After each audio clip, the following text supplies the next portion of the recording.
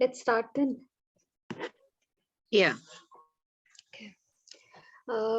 So good morning, everyone.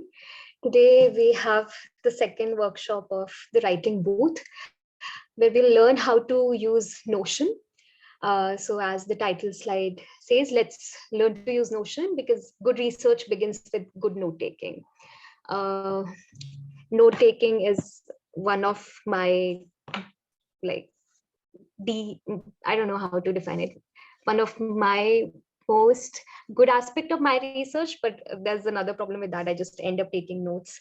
But recently I read a book, How to Take Effective Notes by Soren Ahern's, and it's actually a fantastic book which talks about, and that's something I'll also delve into this workshop, that how we can take notes in a way that they directly feed into our writing drafts and make the writing process easier.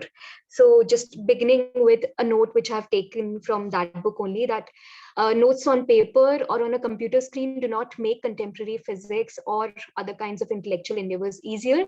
They make it possible. This is a quote from a neuroscientist, and that's how Hearns begin his book, like somewhere in the introduction, there's this quote, because it's also an important aspect of the whole process is that note taking is not just about, so there are these two broad aspects of note taking. One is definitely to keep record of ideas, concepts, tasks, etc.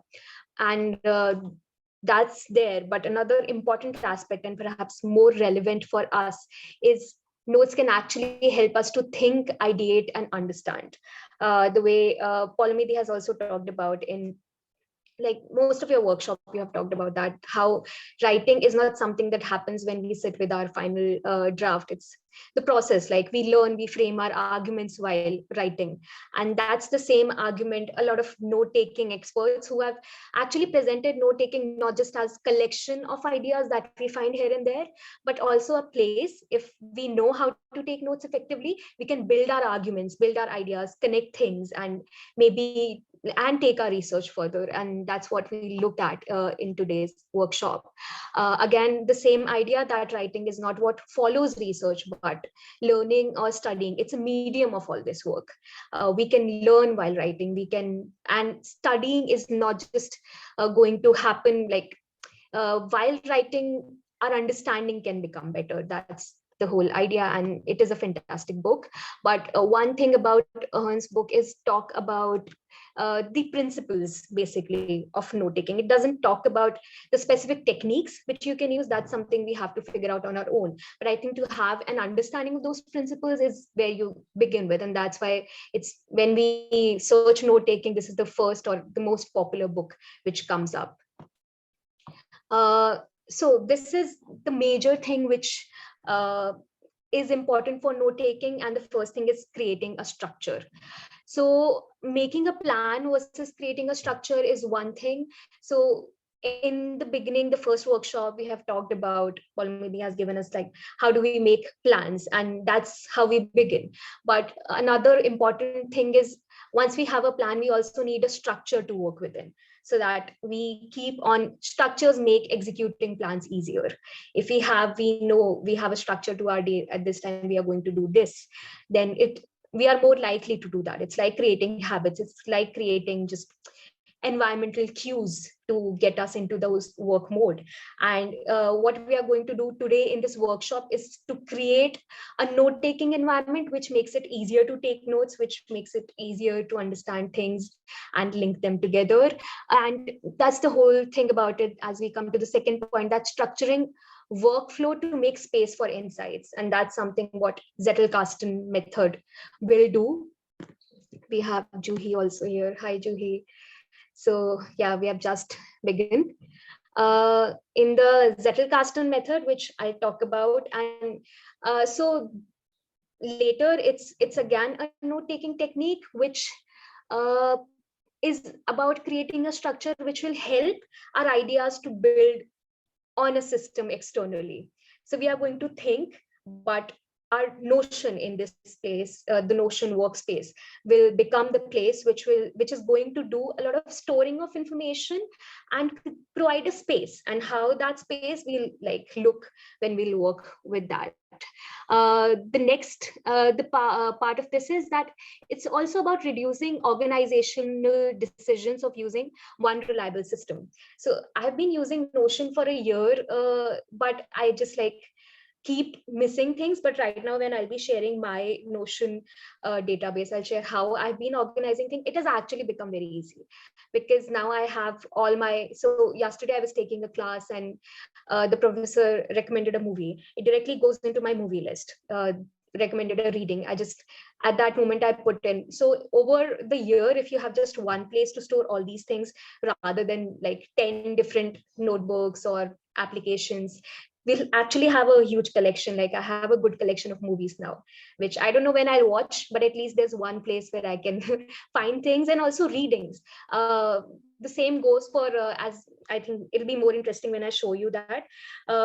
Now there are so many things we want to read, but we can't. So, but rather than just like keeping it the back, I have a reading list, like some infinity reading list, I would like to call it. Anytime someone mentions something, I put it in there in Notion, and it's just growing every day. And then you can, there are also easier way to search through things. So you just have one database which has everything, and that's what Notion can. So it'll make your organizational decision easier. You, once you create a setup in Notion, you just put your things in there, and these will be easily accessible for long. There are also other note-taking system like which use Markdown, and I've been using that also. But why I prefer Notion is because everything is online. So even if my computer crashes, I know all of my notes will be safe. None of it will go anywhere. So my reading notes, even my writing drafts, time to time, again, like Notion has a good space. So I keep on saving my synopsis drafts here. So all of my drafts are also there. So, and this is going to stay there. Yeah, so it's again about, this is the, so it's Notion, again, a short introduction that we know is a note-taking software platform to help manage information and knowledge for greater efficiency and productivity, as I've been talking about. There's also something a lot out there in the productivity literature, or there's a talk about personal knowledge management system, and people use different software for these. And this is just another kind of PKM, is the short form for creating a space where you store all your knowledge in a way that is again not divided into silos in disciplines, but just whatever you know, everything together, but still in an organized way, so that a kind of comprehensive learning or building of ideas can take place. And that's also something Notion can help us with. Again, these are just like some basics of Notion. Like there are thousands of features in Notion. And I think that's also a good thing, but also a drawback, because there are days, and initially it happens with everyone, you get so overwhelmed, you'll just keep on using different features, changing the colors, doing this, creating that deliverables, and that ends up sometime wasting a lot of time. But I think that's okay to do that for a couple of days, but then just like create a system which will keep on evolving and changing. How I organize, and Notion gives you a lot of freedom to do that, but it's about, so even once today I share my setup and how we can go about doing that, it's also about personalizing how Notion works for you. What are your goals? How is your workflow? What is important for you? Create that setup, take your time to do that, and keep using it. That's how you'll understand what you want from Notion, how to use it better. But these are 4 basic things which I think are really important, and that's what we learned today. Like the first thing is how to create a note. Then there's something called database in Notion. How can we create those? We can use templates. There are also ready-made templates in Notion which are great, like saves a lot of time. And then there's a very great feature which is going to help us in understanding the Zettelkasten and note-taking technique. That's linking notes. There's this way in which one can link ideas and thoughts and various things together. So that's there. Again, these are like 2 methods which I've taken from a Mexican professor who is a political science professor, and his name is Raul Pacheco Vega. I'll share his Twitter link and his website link in the group.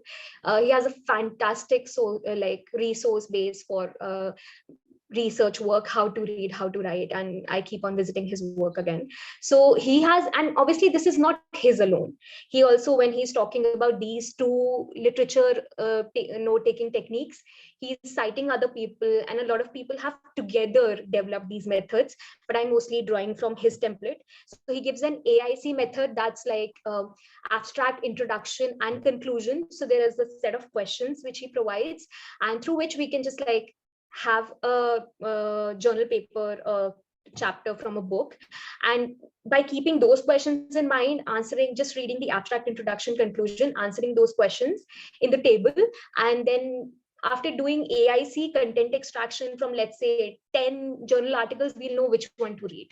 It gives you a bird eyes view of what's there in it, and it's really helpful, because a lot of time I just do AIC and I know whether I want to read it more in detail or not.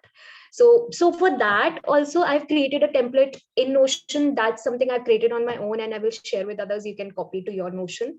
So just whenever I'm taking my literature notes, there's AIC template, I open it, fill those questions. Some days I don't, for some readings I do, for others I don't, so it depends. Another is something really fascinating I find is conceptual synthesis dump. Professor Vega does this on an Excel sheet.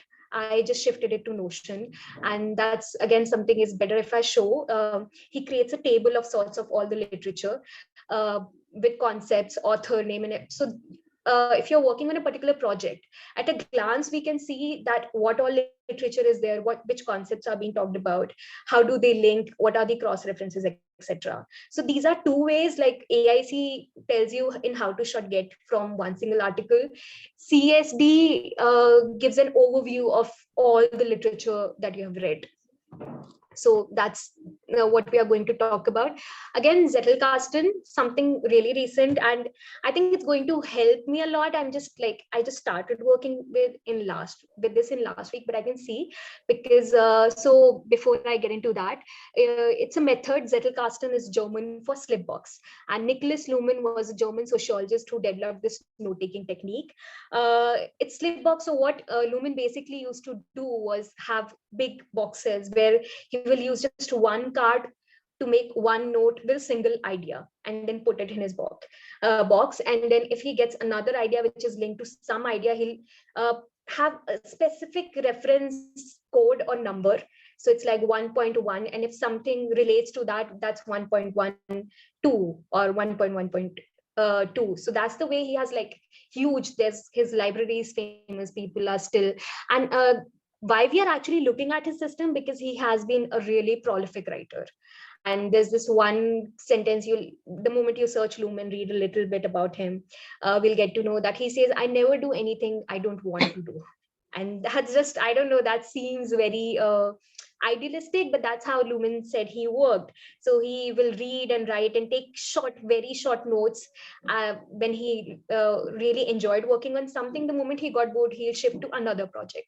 But the fact is that he organized things so nicely that in little bits his literature got built. And how did that happen, I'll talk when we get into the Notion setup.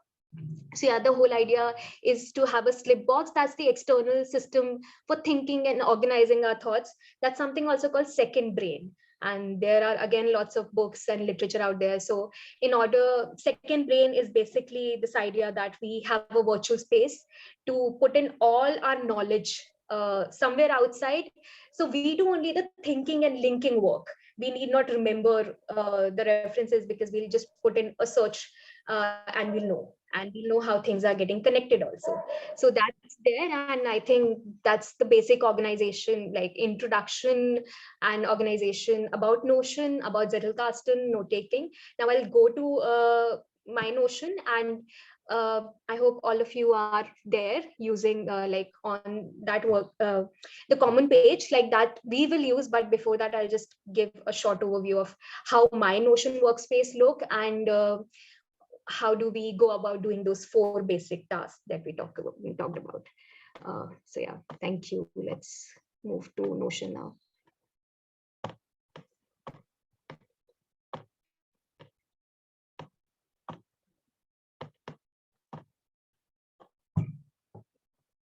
I think, yeah. So, okay. So first of all, this is our shared space, and we have, I think, Kiran, have you added the other email ID that I have? no, I think I've missed Yeah. it. Can you? I'll share it just now. What is it? Can you spell it? Yeah, I have Or put it just in the chat box. So copy it from there. Poulomi 581986 at gmail.com. 581986 at gmail.com. Yeah. Yeah, I've sent you the invite. You'll be able to access this now.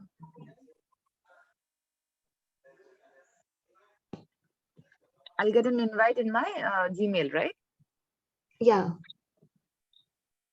And also, I think if you just log into Notion using the same Gmail ID through your browser, also you'll be able to access it directly. Like it will show in It's your called updates. TWB Notion Workshop.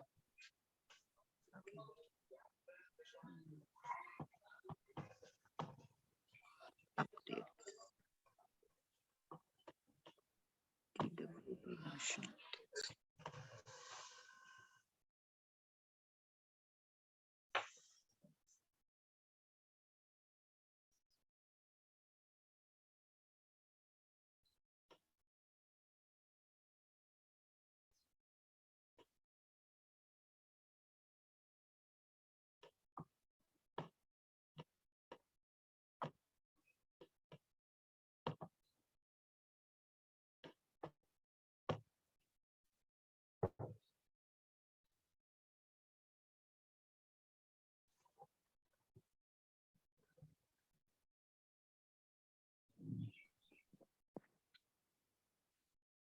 Kiran, Hadi?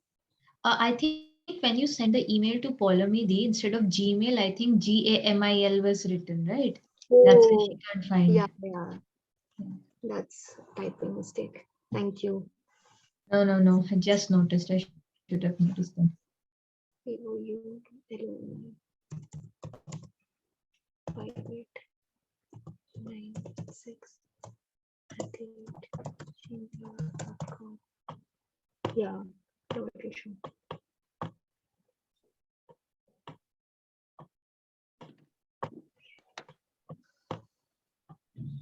Ready? I think now you'll have access.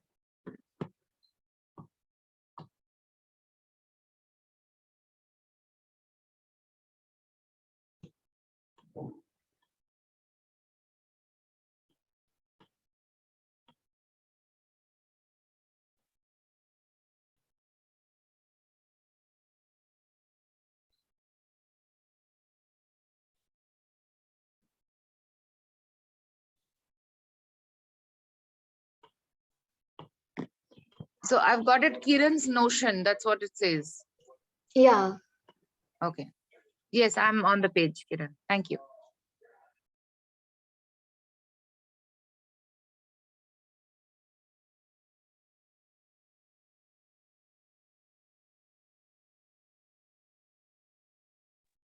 Kiran, you're muted.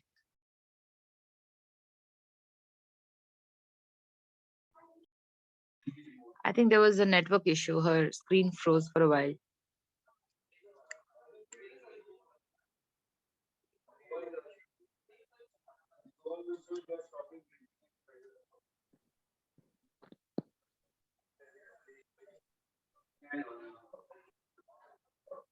Hello? Yeah. Yeah.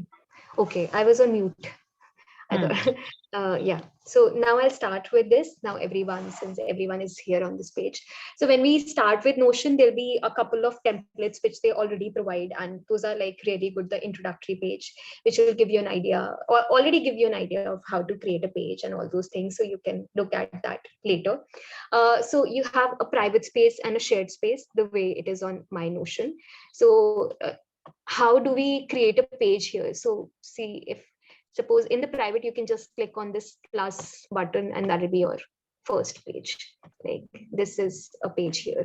And then there's like a lot of options when it comes. So maybe we can just again name it Notion Workshop. You give it a title and it's like now here here there's a lot of things we can do to, we can have an empty page with an icon, or just an empty page. There are a lot of templates, which I'll talk about later. And we can also import text like Word documents, PDFs, anything like that. So just maybe we'll begin with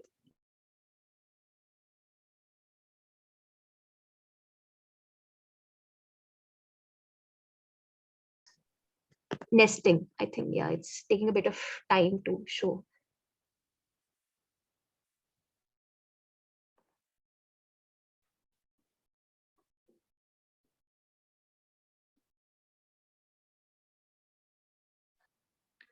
The internet seems to be a little weird today. Is it just me who's losing Kiran, or is it everyone? Yeah, I think I lost her too. Okay. Hi, Shatavisha. Very Hello, sorry. Shatavisha Di. Hello. I Very haven't- sorry for joining late. Just like Saturday things, just taking care of things. Yeah, I'm back. I think there was some issue with university Wi-Fi, so I just joined from my mobile internet. I Okay. think that way. Yeah. So here we have. So we have any new participants? Satavisha. Okay. Hi. So okay. Satavisha, I gave an overview of how we are going to go about Notion and note taking. So maybe you can have a look at the recording later. So just like beginning with, since you are here, so we were looking at how we can begin with the most basic element which is there in Notion, and that's creating a page.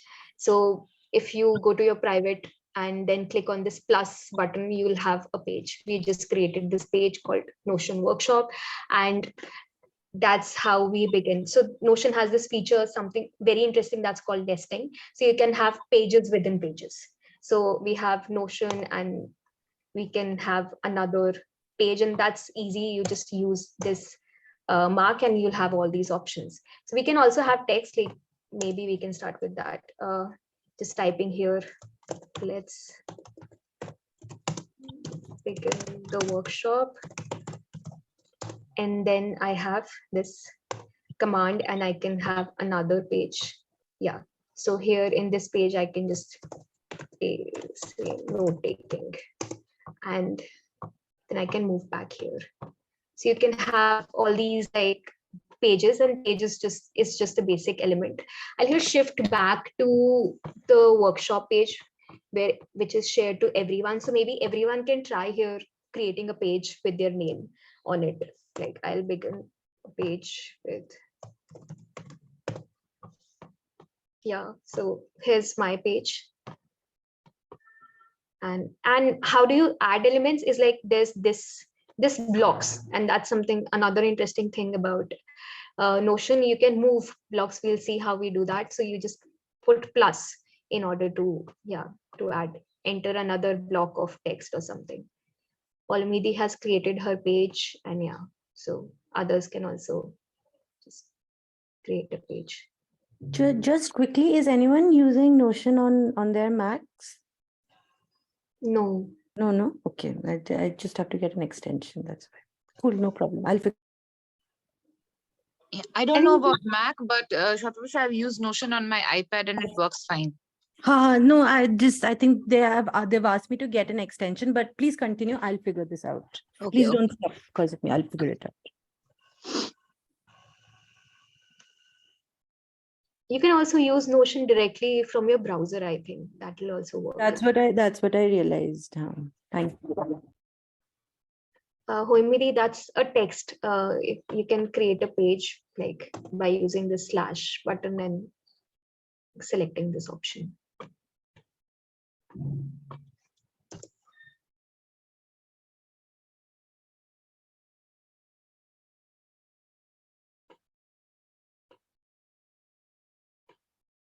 So basically, Kiran, this can also work as a collaborative tool for workshops, right? Yeah, that's what I like realized yesterday only. And one good thing I realized because of this workshop is I was using the Notion basic version, which allows only 5 guests. like collaboration only with 5 people. But then I was like looking at their website to see some way I can like move around and add 23 people. And then they like have this option on their website that for educators and students, they allow the like premium version for free, but you need to just use your institutional ID. So I then like switched my Notion and used my JNU email ID, and I have like access to premium version, which will now I can have unlimited guests. So that's there. So and So I you think yeah. have retained all the data that was there in your personal ID? Yeah, so I shifted all my data from my personal ID to this ID. It took a like little bit of time, but yeah, it's better now. Because I think there's not much difference in the premium in this version, except for the amount of file size that you can upload and also the number of guests we can have. But I think this is like better. Yeah, Juhi, you can also just like use the hash sign, the sign, and then create a page. Because right now, if you just type, that's going to be a normal text like members, or just I'll just show participants of the workshop. Yeah, so this is it. So we have like 3 pages now. The good thing is you can just move around things very easily in Notion. It between pages also, that's something I'll show in a while. Yeah, I'll just do it. If you do this and you can create a page. Here we got it. Thank you, Kiru. Got it. Yeah.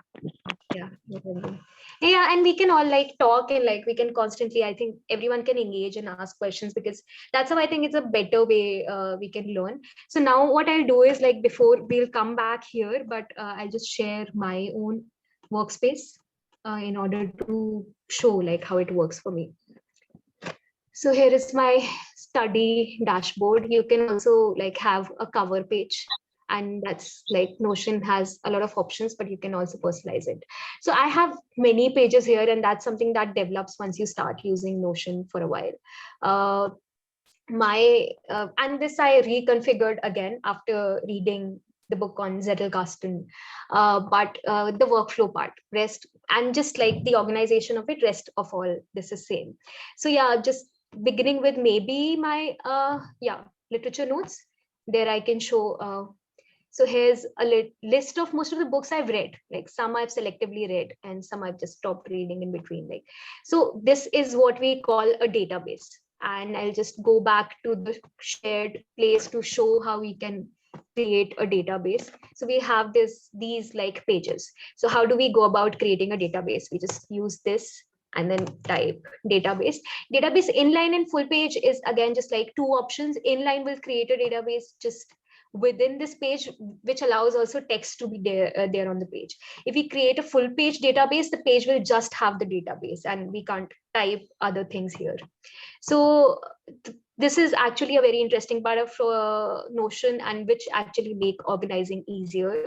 So what I'll do now is I'll just pick these pages and shift them here. If I can ask, what do you mean? Can you explain the difference between the inline and the Sure. So this was an inline database. This is the kind that you showed for your PhD books and all of that. That's actually a full page database. So inline simply means like it's inline. So there's this major. So it means it will be visible on this page, and that one is there. That it will be another page in nested into this one. Yeah, and like you can't type other things. Like the page will be. I'll go back to my study dashboard once. Yeah. So this is this is not an inline database. So we don't have any space to like create or write anything. So it will just be a collection of notes. That's a full page database. So these names and all of that, you haven't written it? It automatically took these? No, these I have created. So we like keep on entering notes in the database using this plus sign. So the difference between inline and the full page database is simply this, that a full page database will look like this. It's only the table. here. But in an inline database, you can have text also. Like we can have other blocks besides the database. We can have a to-do list or other things like this. And then here's the database. Yeah, I hope that's clear. Yeah, got it. So then the thing is, in the database, we actually need to, and yeah, it will take, I just don't want to create any confusion. So it takes time. Like we need to feed all the data. But if someone already have some notes on, let's say, Evernote or Word document, you can very easily import them to Notion. But the organizing part for the beginning of it, you have to do. Like you have to create these organizational structures based on what do you want to do. And for that, in everyone's Notion, there'll be, just turn off my video. Yeah, there's this option called templates. So these are really helpful. So we can for anything, whatever, like as Poulomi was talking about, having using Notion as a collaboration tool, and that's like really helpful. Even it has like, I know you are I don't know, maybe as a teacher this will be helpful. They have already have templates, but like this is more for a student, I guess. Classroom, there's also a lesson plan kind of thing.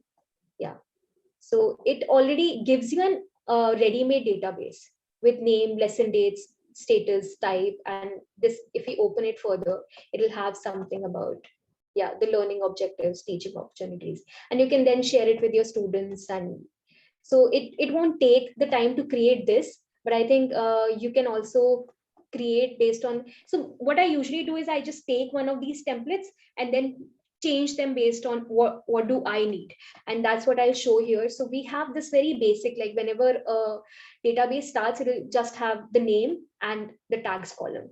This plus sign gives you the option to add as many things as you want, but then again we really need to, I think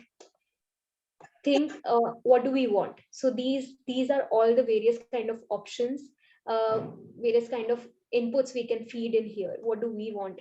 Let's say in the participants, I want to add one element where I want to add the email IDs. I'll just put in this, and here I've created a column for email IDs. And what I did before was I just picked up my note, my page already, and then put it here. Like you can just click on this and drag and move things around.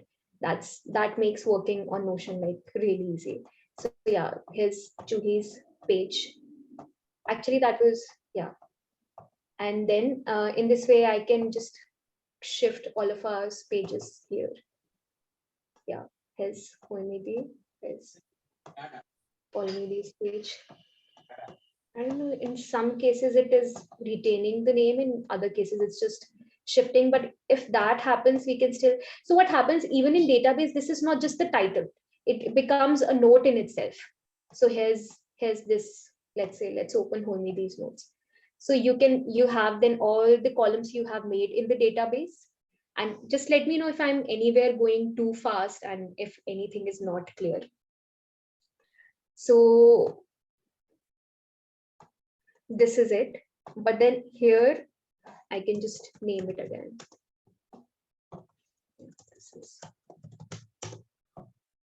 So here in Juhi's case, again, it became just a, yeah. So Juhi, Hoimi, and this one was for Bonbibi. It somehow got. And this is another thing. So I don't know, I must have done something, because in some cases the page is showing the name. In other cases, it's just becoming a nestled page, like the page is going into this. So what you can do is you can always pick a page and turn this into a text. Or turn, I hope that was clear. Yeah, got that. Yeah. And then there's this. We have one more.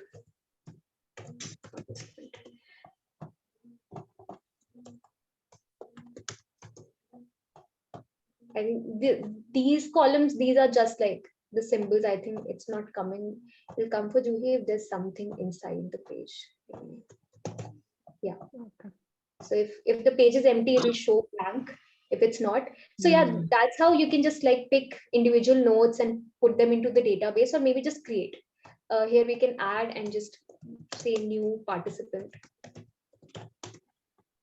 And here's the page. And then it's about tagging. So maybe you can have one tag called JNU. And then I think all of you can also try to add a couple of tags here, which basically makes the search function easier or the filter function easier when we are trying to find things. So a database is basically a collection of notes, and then we can have these various more sections. There could be a select section where I can put in the institution, and select will again create. So here it's the email ID is more of a, and maybe the rest of you can start filling whatever columns we create, and each of us can create another. So I've created email and institution. The rest of you can create one column and see what all details we end up adding to the database. And those who like eventually later on watch this workshop can add these details here. So I thought maybe this can also become a page where we can end up doing other things for the writing booth eventually. So this just becomes a database for that. So yeah, there's this tag. I'm adding one more to it. And then the institution, I will again add JNU. And then so rest of you can also try to create more properties here. So these are again just called properties. So Hoimidi, Polmidi, Satavisha, Juhi, all of you can create, just think of some property and add it to the database. So you get how does this work.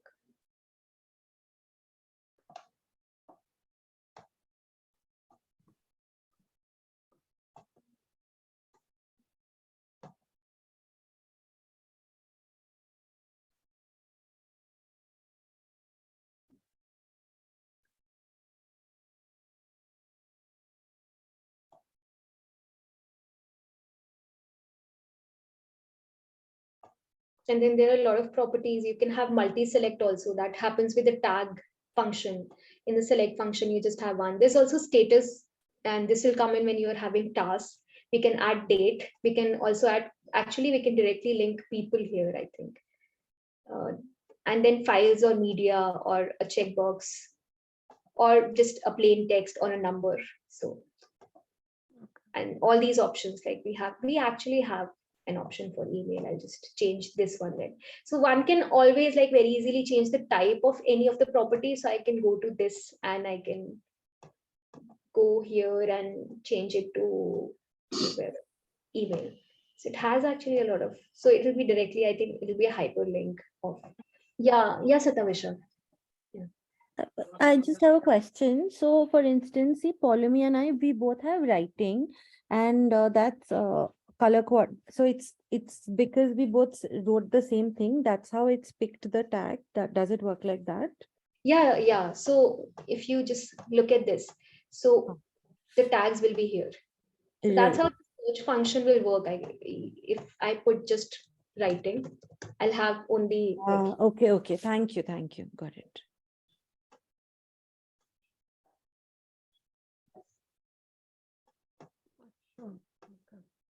So are you guys able to create like new properties? Like each of you can create another property and see how it works.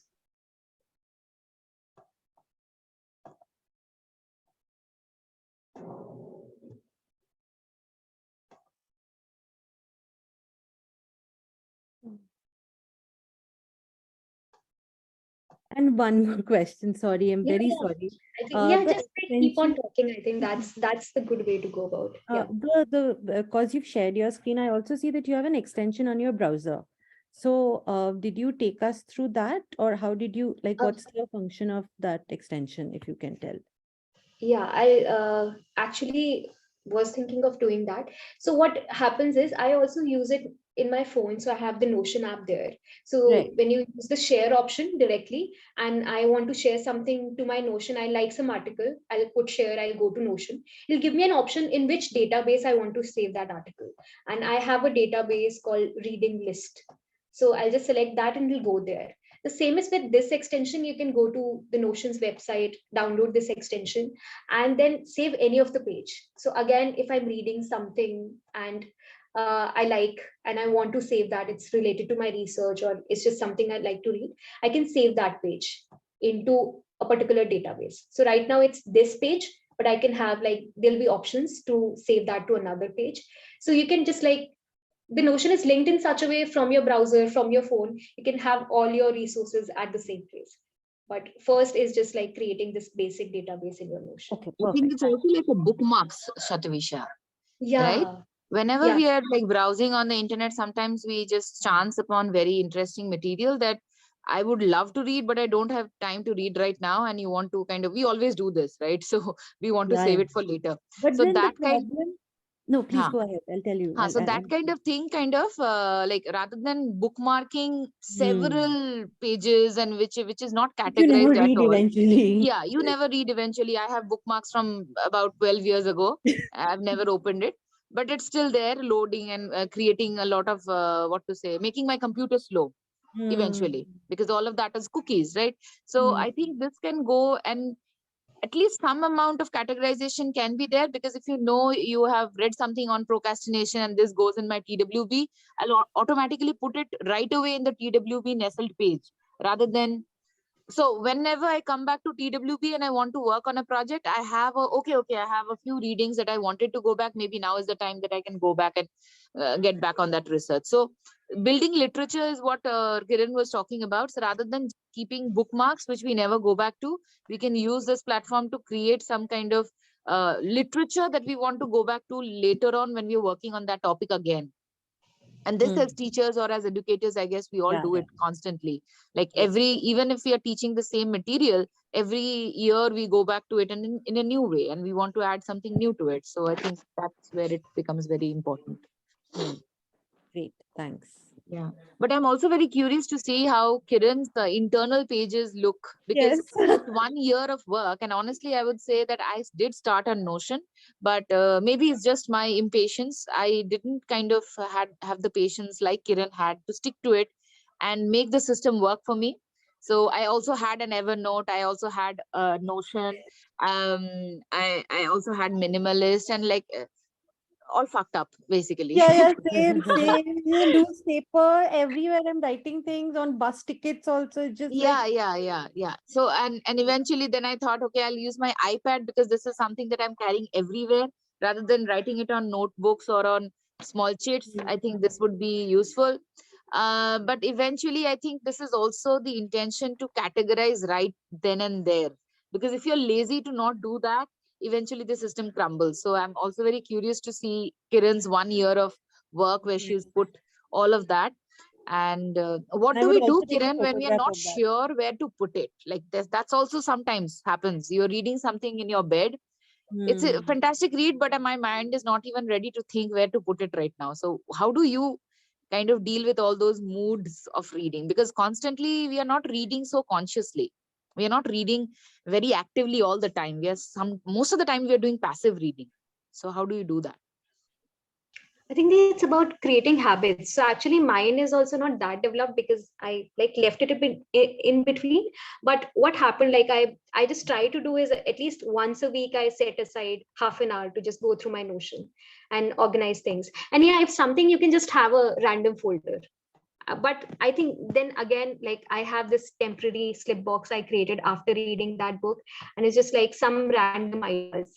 This was something a professor mentioned in a class, and these are just random notes or thoughts, and I just put them here. But eventually I have to, maybe once a week, I have to take the time to put them in their specific databases and tag them, because unless we do that, the system won't work. So that's there. Yeah, so I think I'll just, like, before going on further, we have this, I would actually maybe take you all through my workspace, because there's a lot there. So maybe I just beginning with the literature notes. So what happened was, in between when I was, and I like take another workshop on Zotero, when I was reading on Zotero also has this function of taking notes. So what I end up, and which is also very easy, is I just type and I'm reading, and Zotero allows you to read. There's also inbuilt PDF reader and note taker. But what happens, there's also a tagging and linking feature, but it's not as good as Notion, I figured out. So what now I'm trying to do is like gradually go through my Zotero and shift all those notes here. On some days I did. Like this is something I read during my PhD coursework, and I just the Anarchical Society study of order in world politics. So I just shifted all of my notes here just yesterday from Zotero. So that's what I'm trying to do. And yeah, so here are my notes from then my reading. So that's there, but still I think it has a great deal of whatever I'm reading. I just keep this literature notes section for books and journal articles. For articles, I have a separate database. But yeah, this is there.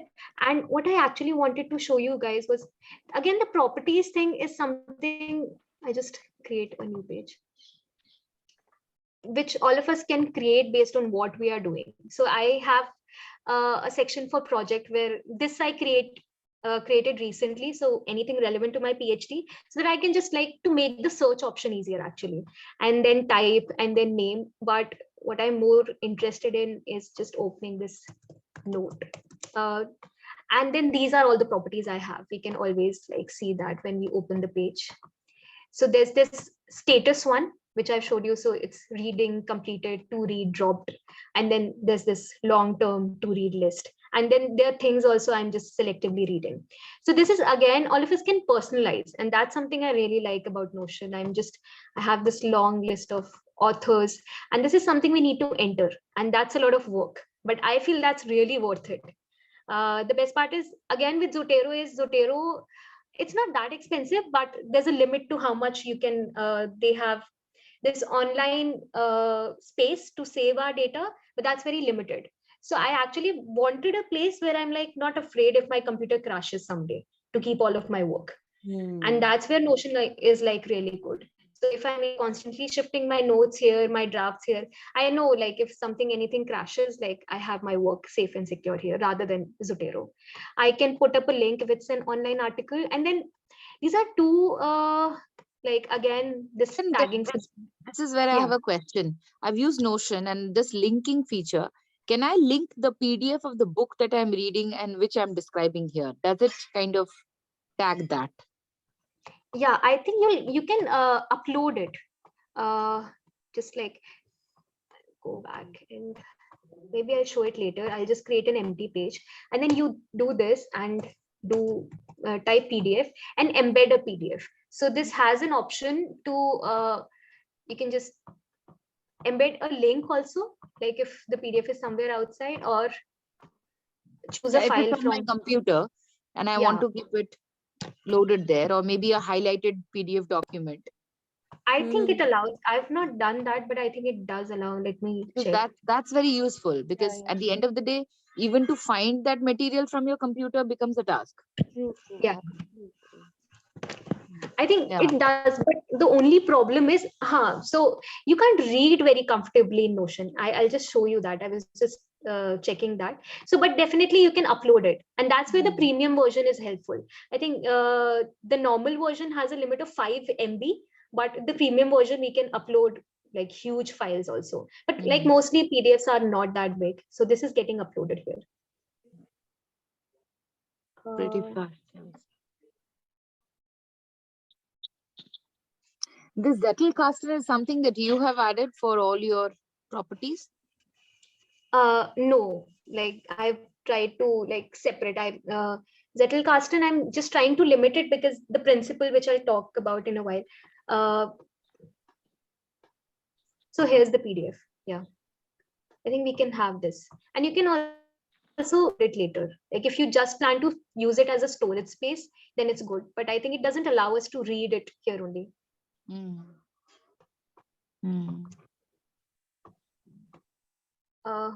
Zettelkasten, what I'm trying to do, so what basically I'll summarize. The idea is that we have very bite-sized short paragraphs notes, and that's how Lumen used to do it. So one card only contained one idea. So the idea, again, if we are, even when we are creating a digital slip box, the fact is that one note should have only one idea with a clear title and one paragraph which just talks about one idea, maybe obviously definitely linking it with others, but the core argument, as like when you're teaching us writing, that should be one. And then that could be linked to other things. I've not like yet started linking things, but I'll just show my Zettelkasten because this is something I've just started with. Here it is. And how does this work? Maybe it'll be, yeah.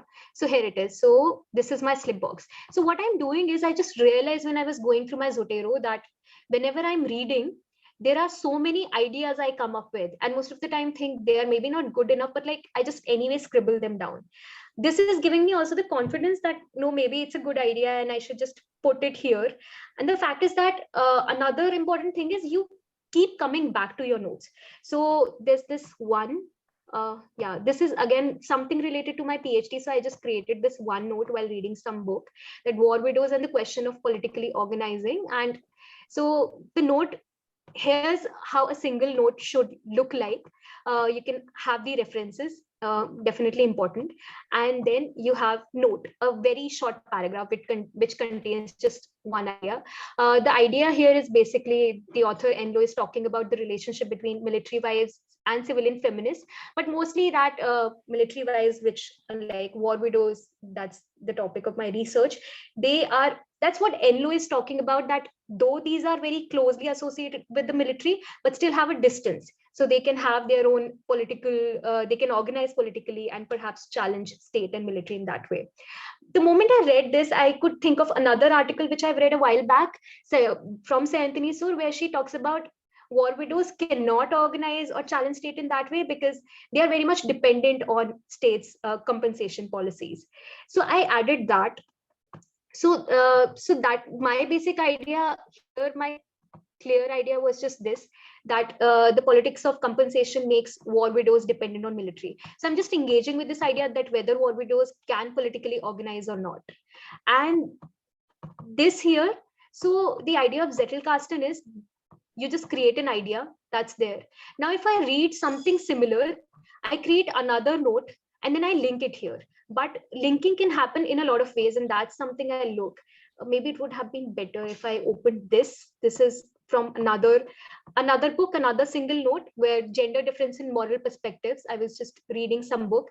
So what I do here is another important thing is how to tag in a Zettelkasten. So there have to be, this is something I created. That's not something they recommend. And again, I think it'll depend on you whether you want to do that or not. There's a broad tag called gender and epistemology, which I want to look at. But then there's also a very specific tag when I want to find like something really niche. So I've created 2 categories of tagging. And then there's this, again, the similar kind of note I put in reference. I'm going, here's whatever the idea I found there, and a couple of other references in the paragraph. So the thing is, when I was writing this, I thought, is there something? And that's the whole principle of a Zettelkasten. Is there another note there which might have a similar idea where it can link? And there was this another note, which is not really nicely developed, but I've just added it to show studying marginalized people in IR. And because this note talks about how adding women's perspective on morality can increase our insight on how do we understand morality. And I wanted to link that to how do we understand maybe other concepts by studying marginalized people in IR. That's another note, a complete idea in itself I have. And that's here. So I just created another property related Zettelkasten. So when we are creating a database, there's another property called relation. And that relation property will allow you to create relations among nodes. And that can happen throughout your Notion workspace. So I just like select, I just want to add something here. I click the plus sign, it'll show me all the pages. Or I can just search here a page. And then I can link it with, maybe, let's just say I feel this is a note which links to this. So I create this link.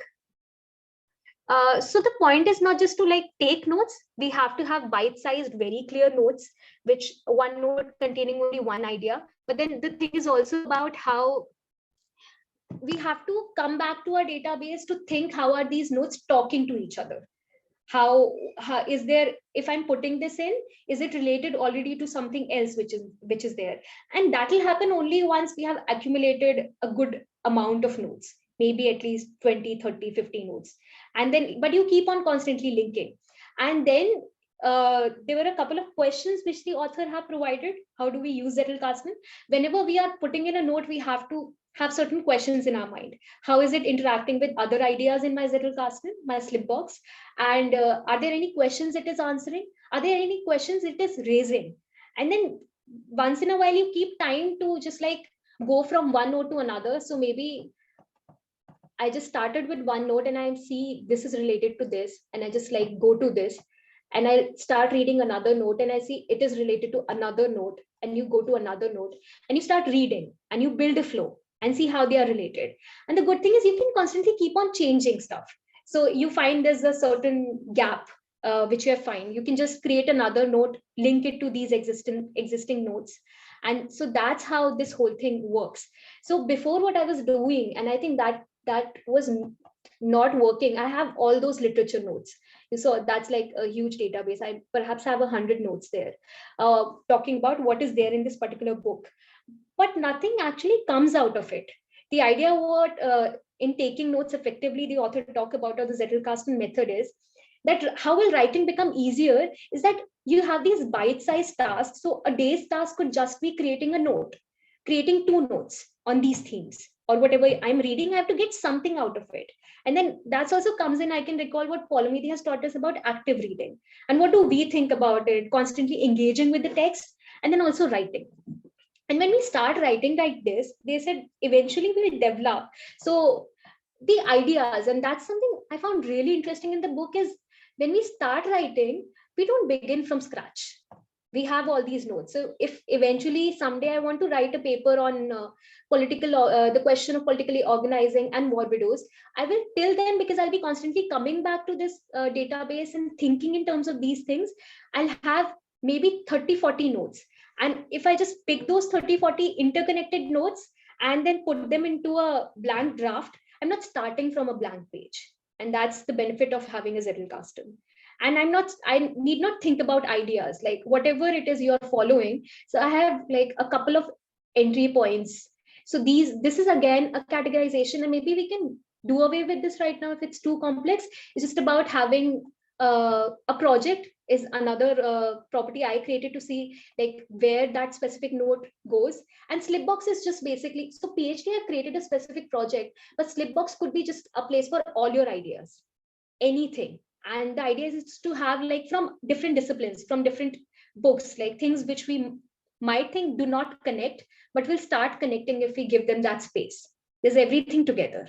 And then there's this tagging feature, and we'll start seeing connections. But the whole point is you have to have 2 habits. One is to take notes regularly, these shorter notes, and then maybe at least weekly come back to your Zettelkasten, sit for half an hour, 45 minutes, just thinking, how do this stuff connect with each other? Maybe just like searching and see what all you have tagged with. I have tagged with war, widows. So these notes come up, and I have to just sit and see, do they relate to each other? How are these notes? Because these are just short notes. I can skim through them and see if they are connecting to each other. Are they raising any new questions? So a lot of writing is happening every day. Not directly, but by these like little paragraphs. So yeah, any questions about it? So I'll talk about how do we organize Zettelkasten, but these are some of the basic principles behind it. So these tags, Kiran, entry points, explore further, next link, previous link. These are some things that you have built for yourself, right? This was not on Notion. No, that's not also in that book, because that book also talk about just the principle of Zettelkasten. And if we go on the YouTube, you'll find so many videos. Like I saw a video and it was so overwhelming, because there was this person actually like directly trying to replicate how Lumen did it. And Lumen had a very complicated system of using a lot of detailed numbers and using them sequentially. All of his tags were sequentially because it was physical system, not a digital one. And I didn't find that useful at all. So it's again like, how do you build your little castle?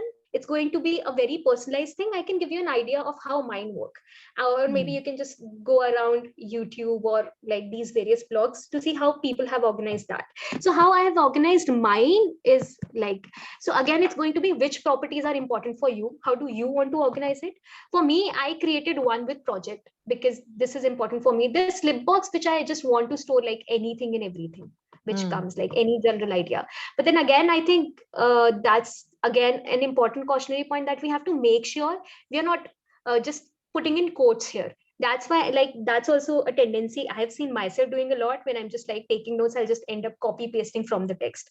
So another important principle is, do not paste quotes, or if you're pasting quotes, that goes into a separate place. The note is going to be about something written in your own words. And I think these things, when we create these rules for ourselves, they help. So I'm also trying to bring all my notes from Zotero slowly, any insights I had whenever, and put them here in these. So we give a very specific title. And yeah, so type of notes, this is something, and this will change, I'm sure, because I've just started this last week after completing that book.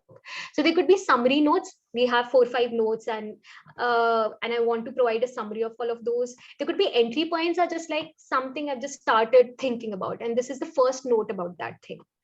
So that's like entry point.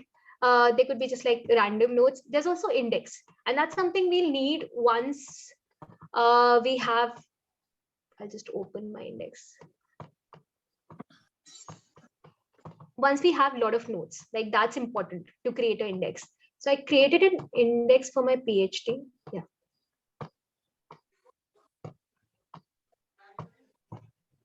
So there's this, like, I've created themes and sub themes, and I know the best part is, like, when we are creating outlines, we know outlines keep on changing, and Notion gives you that space. Pen and paper won't. You can like change your outlines here, and this is something called a toggle list. It's very easy to create. You use this slash button and create a toggle heading or a toggle list. So we can just like hide stuff. It'll give you space to see all of the things in one place. So I have this note here. And like, you can always have an index and organize it in whichever way you want. So I can just, right now, if I have very less notes, I can just,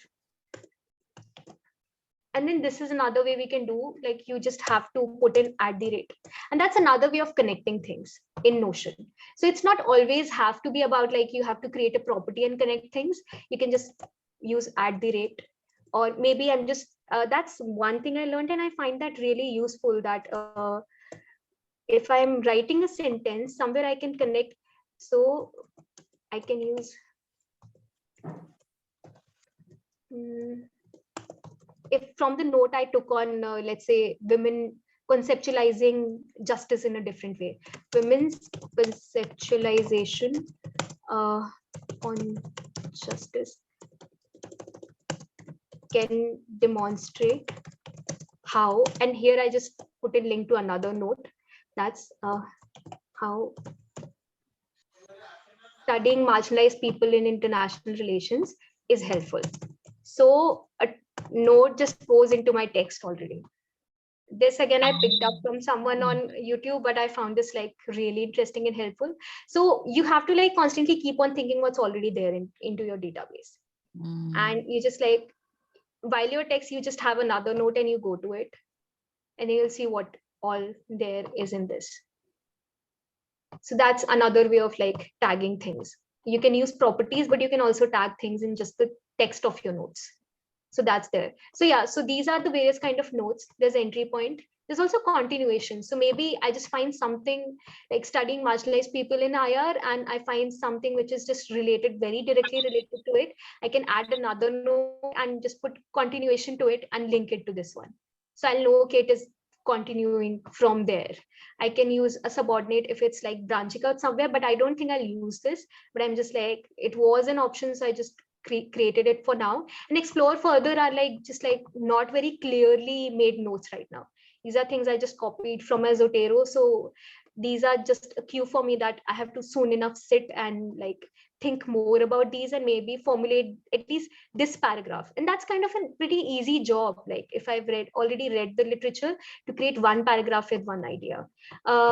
yeah, so the next link is again just that after this, or maybe after this, I want to add what is the next thought I'm having here, or something which directly relates to this. So I just put in this.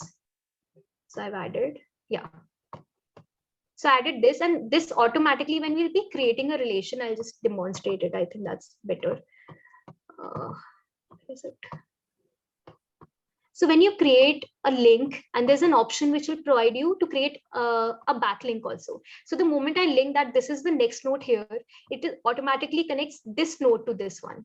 So Notion, the backlinking thing, Notion doesn't like itself. So that's helpful. But the only problem I find with Notion is to like, this doesn't allow us to sometimes move this way. I don't know how to, yeah, like going here. Yeah, that gets thora messy. And Use here the bar below to move it, that bar. I think, yeah, I'm not able to, okay, see it. Yeah.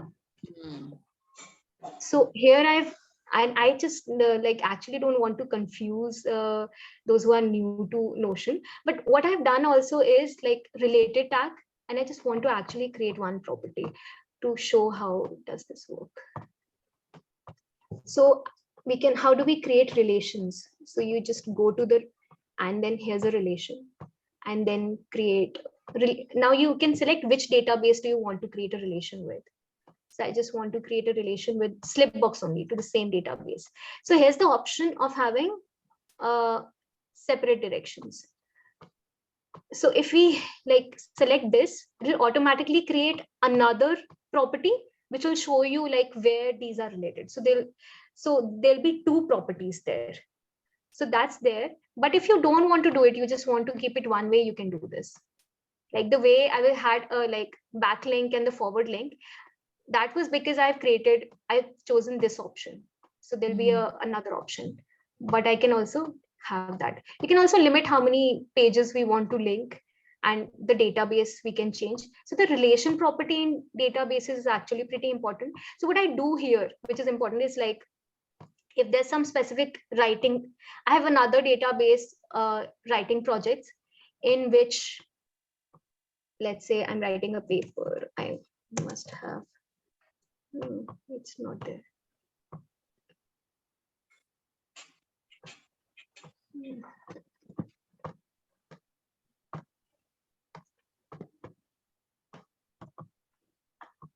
Let's move it here.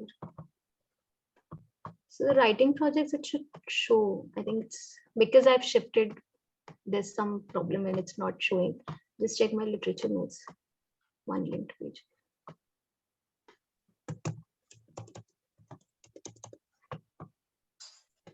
Somehow it's not showing my notes. It should show here.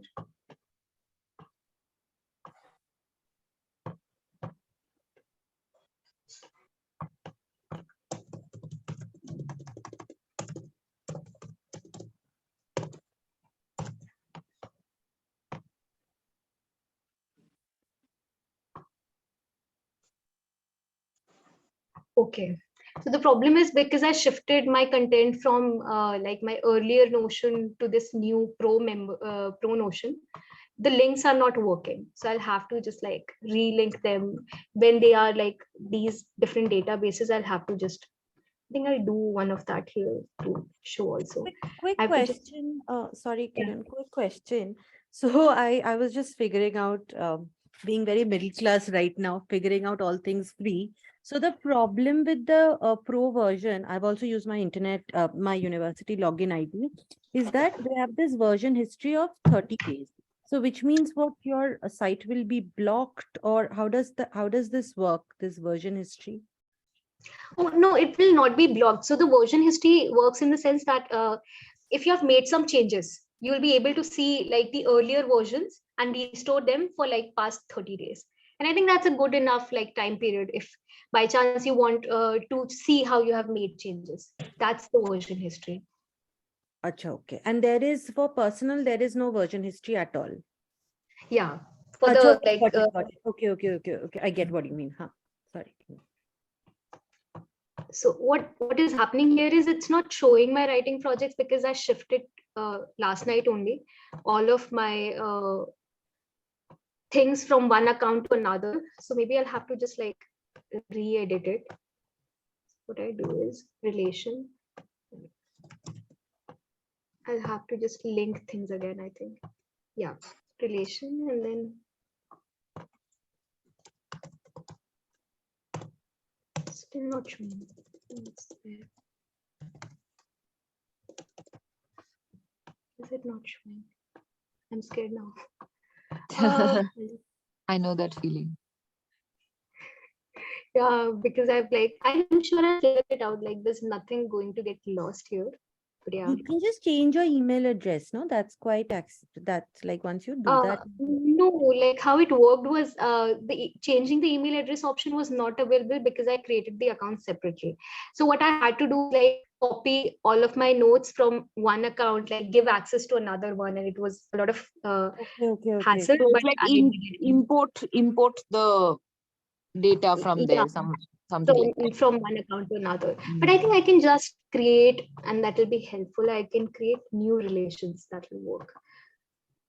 But in that way, it's good now, Kiran, if you've not lost access to your earlier account. So you can obviously go back and yeah, see. I can always go back to that. So that's because good, that actually. account still remains. It's not that you sacrifice that for this one. Yeah, so that remains, I think. Yeah, so I just created a new. Yeah, so here it is showing, because I think when I shifted all of that, so the link got broken from one account to another. And so I just created another link, so it has all of my literature notes. So if I have some notes and I want to just link that which text I have taken it from, let's say, yeah, whatever, Women's Ways of Knowing, I've taken it from this book, I can just link it. And this is the place where I have all of my notes from that book. So actually, like, it might look like very cumbersome, but I know when we are working on some, like writing something, you don't feel like going to different folders searching for different notes.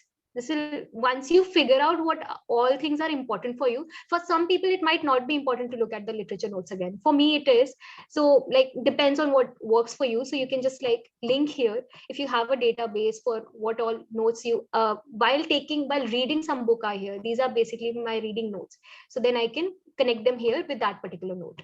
And then here's it's also working, I think. Writing project. So anything like this, some paper I'm like writing. So I can just see, okay, this is the paper, I've created a note for that this note is related to this paper. So what happens is, when I'm like opening this paper, wherever this note is, it'll also have backlinks to all of the notes I've linked here. So when I'm like trying to write it, I'm just like opening it. And it's like moving around in Notion is pretty easy. You have the related to Slipbox. So whatever note Slipbox, I'll be linking to this. They'll also have a link here. And I have like all of my things at one place. That's that. I hope I'm clear. I don't know. I don't feel like, I don't want it like I'm just got some of it. Obviously, what I feel is this is two things. One is while you're putting the notes, it might not feel, but we are also thinking a lot, Kiran. And I think research is about that thinking, about in your brain constantly linking one idea to the next and looking where that link gets broken, and try to figure out for yourself how we can contribute to that link. I think that's what research is all about. So Notion is just making it more tangible for us, that thinking process that happens eventually. It's just making it more tangible for us, that, okay, we can see the links here and there. And the second thing is, we can't be lazy about putting notes into Notion. That's another takeaway, what I feel. If we because over the years, I have felt this, that I've always created folders and within folders and within folders. But eventually, when I want my computer to show me something, unfortunately, it's not able to search that material or that PDF or that note that I had taken for a book. Unfortunately, the computer search engine, however we search it, does not help us reach that. And now over the years, when I have changed multiple computers also, so my computer has folders which are like entire storages of the last computer. So these kinds of processes are There's a lot of data, but then I never really have the energy to go back to that. So while we are creating catalogs for us, if we keep on doing it in the way, this is basically a personal library, I feel. Yeah. It's kind of creating a personal library for yourself. It makes sense. I can see fellowships to apply, projects, writing projects, people, lists of I'm writing actually going to take ideas. a photograph of this. Yeah. Yeah, and quotes as well. So workflow, quotes, events and news tracker articles. I'm just curious to know, Kiran, does Notion give you an option to connect it to your calendar? Because that would be super helpful as well. It does the like I think calendar, I'm not sure, but we can have a view of the calendar in Notion.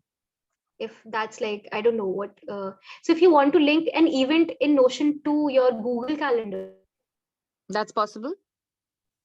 I'm not sure. I think it might be. Because you're using a Gmail ID, wouldn't be very Yeah. difficult. Yeah. I think there will be option. They have like, that's the whole point. Like it's a rabbit hole. I'm sure they must have. I'll have to check because they have a lot of options. So there must be something like to, because even when we use just this function and we have to see the whole list, like we can have text, we have pages, we can make to-do lists, there are headings definitely, table, toggle list. These are the things we can mention people. So right now I have guests, and like we are actually, I think, more relevant to you the or any educator when we are like teaching. So or maybe in any collaborative workshop you can mention people, like give them tasks, mention page. Obviously I think insert a date or reminder, but the reminder will come in your Notion. Right now if you use this reminder, this will come into your Notion notifications. You have Notion in the phone. But I'm sure there must be some option to like link it with Google also. I'll have to check that. Then there are databases, and that's something I've not yet like gone to, but databases is a lot of views. I'll just like show in one of my, so the same database you can also see as a calendar. I'll just show how we can do that.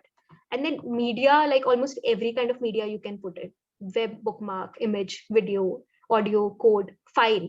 You can also like upload, the option you were saying, you can upload files here. And then also have a link for Google Drive, tweets, I don't know, maps, everything literally. Like, there are so many things they have connected it to. So that's like endless. Oh, there I see. Okay. Yeah. I'll just take it slowly. Should I go up? Yeah, go up. Box. Zoom is there. There you go. Yeah. So if you have meetings, you can connect to Zooms also, I think. Easily share Zoom meeting details in Notion. I just check. Okay, I can put a link. Okay, and embed the Zoom link here. So maybe the workshop could have like this, and they could directly go. So yeah, they have like actually made it a point to link it to as many things as possible, and that's why I find it much better than Evernote. They have like literally everything. And then I'm like this. I have my Google Calendar linked here. They also have this option. So I don't know about how much is the price of Evernote, but the Evernote is very pricey, the premium one. And the non-premium one is very stupid. And they don't, they are not even offering much. Like I used to use Evernote and I find Notion much better, especially because of the linking thing. Exactly. The way it allows us to link and the databases. Yeah, Evernote just has tagging as links. You can just have tags and that's your only option to link. But this relation factor or kind of these things that you showed, those are not there. I think I have somewhere a little bit of, I think reading list only, not this reading list. Go to my literature notes. So you have different, actually we can have different views also. So this is a detailed table of things. I can have a board also, and board you can like select on based on which property I want to organize. I've organized it based on reading, and I've hidden other groups. So these are the readings I just want to pick up, and these two are I'm reading currently.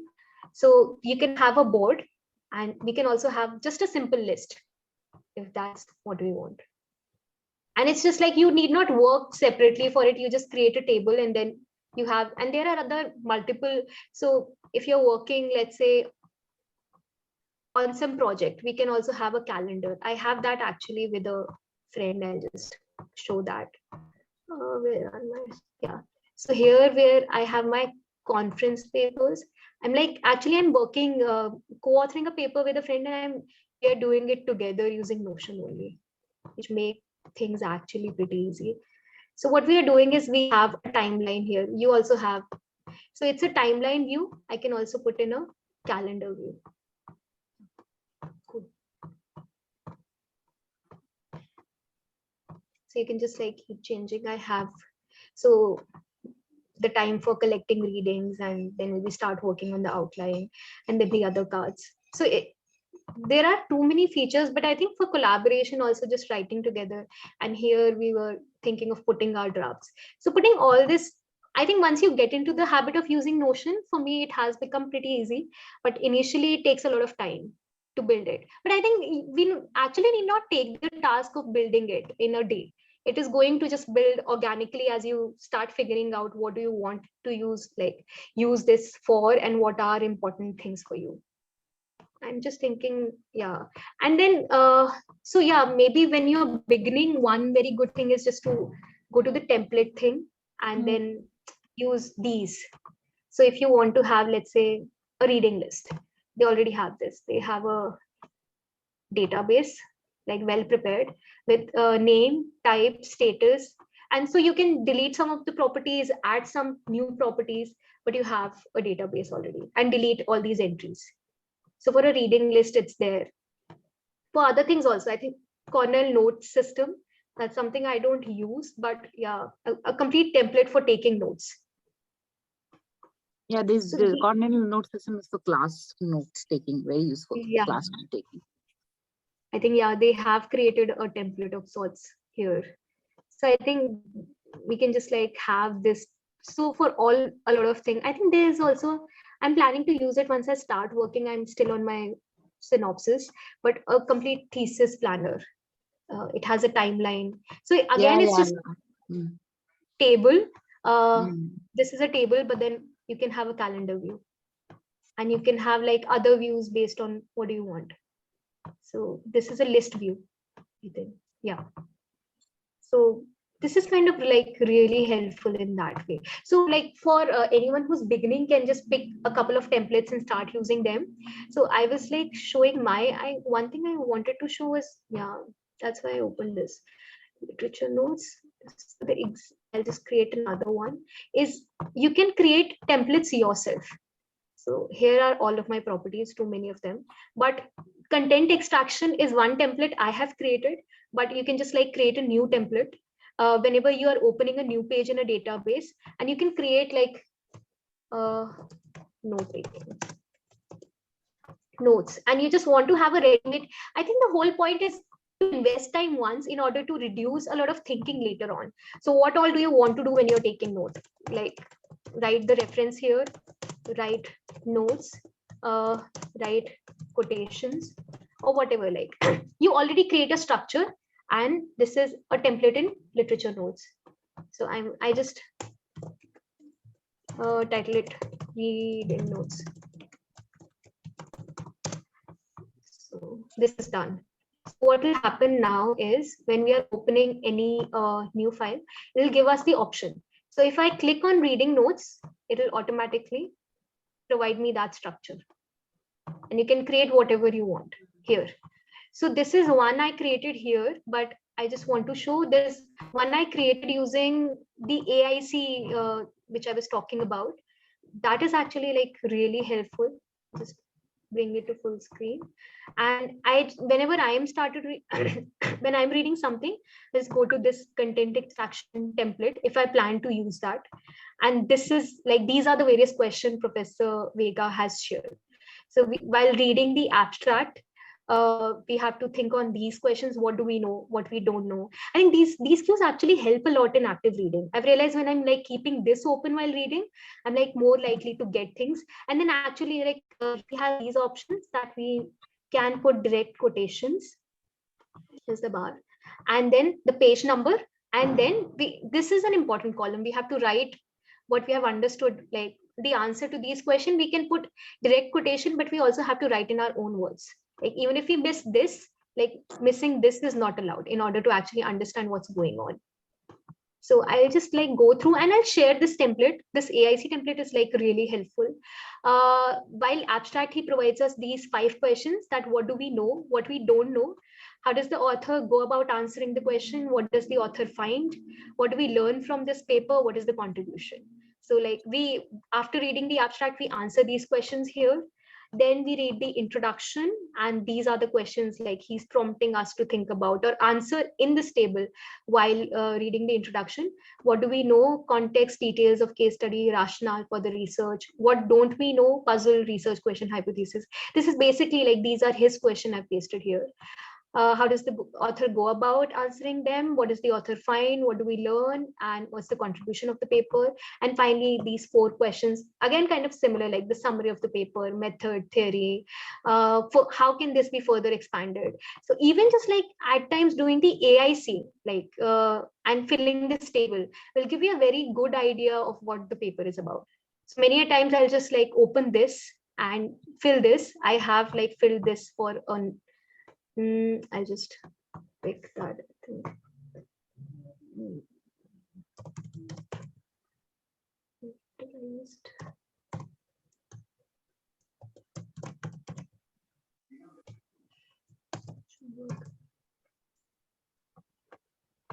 It's not hits. So this is a combination of the KQL technique with keeping in mind the abstract reading or the article reading process. So it's one form of that. It's very interesting. Yeah, and this just gives us this. I filled it for this recently, I think. Yeah. So it just actually gave me, and even when I want to come back and just want to get into short what the paper is about, I can just go through these notes. Absolutely. Absolutely. Yeah. So, we waste so much time sometimes going back to the main reading while we are writing something. That can be saved. Actually, like a lot of my friends say that I end up maybe like just thinking about all this is a lot of work. And I agree with them. But I feel this work is like worth it. Maybe like there are some people who are able to think without structures and everything. I can't do that. And one thing I've realized is that one step where I was lacking was all this while I was just taking reading and literature notes, but there was no thinking involved, like interconnecting things. And that's where I think Zettelkasten will be helpful. If I'm like being disciplined with that system, maybe I'll be able to come up with some writing, like good writing soon enough. So that's there. So that's where I It's realized already writing coming up, Kiran. When you say you're taking notes, you are processing what the article tells you and writing it. What is your literature review? This is your literature review. You just take these paragraphs, put it in one draft, these 300 words that you're writing on a daily basis over a year. This is more than what you need. You will have to edit and then think of a narrative later on. So this is a lot of writing. And it would be much more rich than just your mind trying to remember how many materials I've read. Because our mind has a capacity, we just kind of tax it with the responsibility of remembering too much.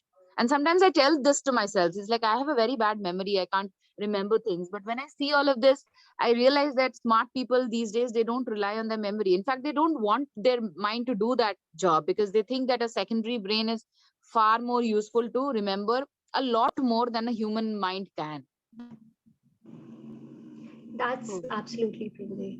I think, yeah, you are right. But I think the way where I lack, like, so maybe you're right in like, if I go through my literature notes, that's most of my review of literature is done here and saved here. But maybe if I would have like these little paragraphs, the way Slipbox like pushes us to do, if I have those paragraphs already ready in my Slipbox, the task will become maybe one step already, like all the more easier. So that's how I was thinking. Because I think I don't go back. I think it's also about going back again and again to your notes, and maybe Slipbox will help there. No, but then literature review also, sorry for taking the discussion to another terrain, but if there are other people who wants to ask question, they can, maybe then we can continue this discussion. Yeah, no, I think, yeah. So I have shared, I'll just share that here. I think this is also the first time I'm like doing something. I hope it's not too So for your AIC, after those questions, there were also something else. What were those, Kiran? I forgot to share that. So there's actually, again, like my note-taking setup is completely from, I'll just go back there. That's something called, I'll actually go here. There's this database where I take any and everything, like notes on reading, writing, research, taking. So there's this, the AIC template is here. This is, again, this is synthetic note template. There's rhetorical précis. This is again a lot of like these professors have only given a, but this, I found this like really helpful. It's like once you have read a paper, we have to use this format and come up with this, like the summary in just 4 action lines. verbs. Yeah, absolutely. Yeah, so this is the kind of cue. So what I've done is like I've, along with AIC, I've also pasted this. So this just reminds me that maybe, and to put in the effort to think through these. So what happens is, like in a single coherent sentence, we have to give the following: name of the author, title of the work, date in parentheses, a rhetorically accurate verb, like assert, argue, deny, refute, prove, etc. That clause containing the major claim, thesis, statement of the work. So that's like here I've like put in the source. I might have made a rhetorical précis somewhere in my notes. So what I do is, this is basically a template for a succinct note. Yeah, I think again, like really helpful. I'll steal this from you. Sorry, but yeah, sure. I'm actually thinking oh my of God. I've just stolen this from all these places, and I thought I have to like. I'm citing Professor Vega again and again because like that's my go-to source, but he himself cites 10 other people. So I'm like, no, I'm just absolutely. That's what academia is all about. We don't realize, but we're all leaning on each other more than we think. True. And it's always like learning from other people. So I'll just open this again. I just want to show somewhere I might have written a précis. Here, let's see. I've written. Okay, I just like expanded it, but you're so right. They like in my literature review, I can just like have this paragraph about this. What do you mean by like, memorandum, Kiran? Yeah, I'll just like come to that. So this is, should I read this like using the format, the template? So I just copy it here. So when I'm using the AIC template, it will automatically copy those things here. And then I end up just like adding these things. So synthetic note, memorandum, these are like two kinds of notes, again, given by Professor Vega. So I'll just go back to that in order to like talk to my another database to talk about that. Just reading this one, so maybe like to give a more of a sense of what a rhetoric précis is. So Laura Joberg, in the article Agency, Militarized Femininity and Enemy Others, Observation from the War in Iraq, explained the new developments in militarized femininity in the US military in the context of Iraq war and the conflicting images of women soldiers in the media and political discourse. She analyzes the media representations, obviously just like giving a short summary of the argument. I think I just did that. I just extended the argument to 2-3 lines rather than just one. And the synthetic note and the memorandum, I'll just come to, here. So here are all my templates. So the synthetic note template, again, so what the professor has given is actually, so before, like he has a complete, like he's again, I think a structure oriented person like me. So before, when we start working, his idea is we have to begin with AIC. So we do our AIC, use our AIC template, skim 10 to 15 papers, pick what we want to read based on the AIC, because that gives an idea what is relevant to our research questions, our work. Then we, while reading this, like giving it in-depth reading, we create another bank of rhetoric précis, because those are like pretty easy. You have these 4 or 5 line summaries again of all the papers, which can go directly into our literature review or our paper. And the synthetic note is a bit more detailed in the sense that it begins with the paper citation. Like that's how he does it. He'll write the paper citation, he'll put in the abstract, and then he'll look at his AIC notes and prepare a summary of the paper and write it here.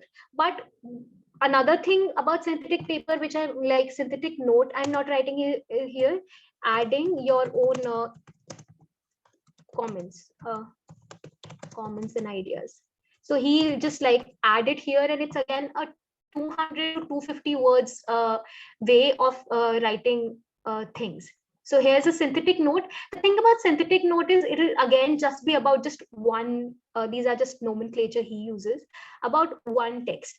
And so a memorandum is just, so what his idea is, if we think about writing a paper of 9,000 words, it's going to be overwhelming and we will not be able to, it'll be scary. So what we do is like, he'll just pick 2 or 3 papers, have a theme, and something he calls a memo. So it's going to be just 1,500 words, where I'm going to pick from these rhetoric précis, these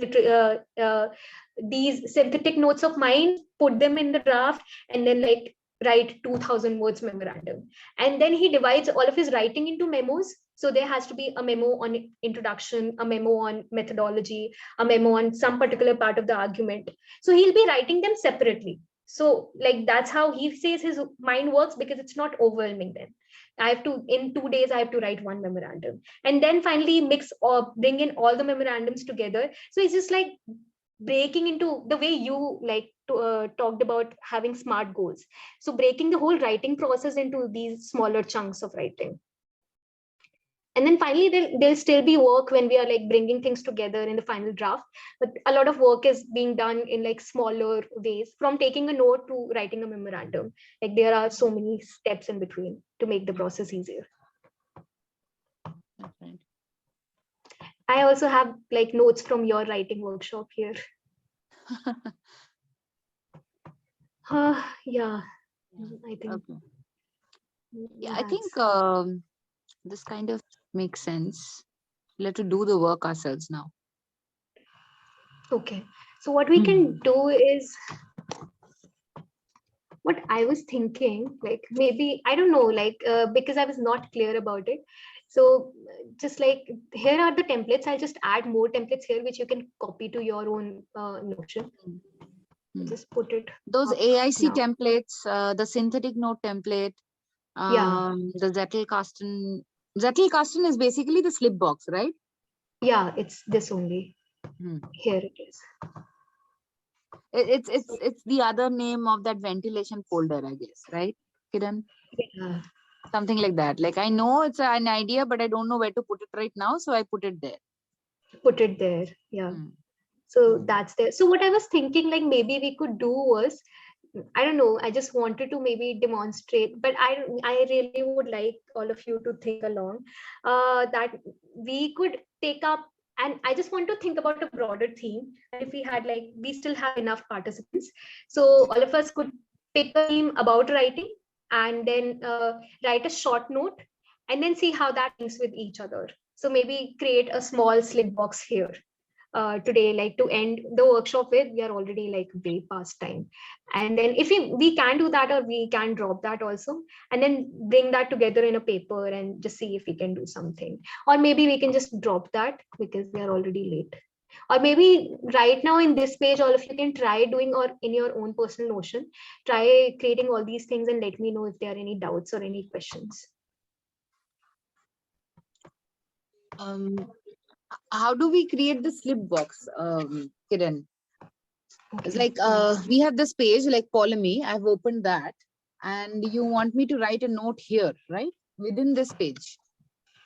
Yeah, so the slip box, I thought I'll just create we have a slip box is basically just another database. So what I'll do here is put it down and turn into inline. So this is something also we can do. So when I'm opening this is a complete page database. So I can't write anything except the database. There's nothing can't be here.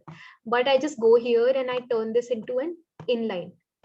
So here it is now, an inline database. So what I was thinking was like, all of us, like, I just create another property.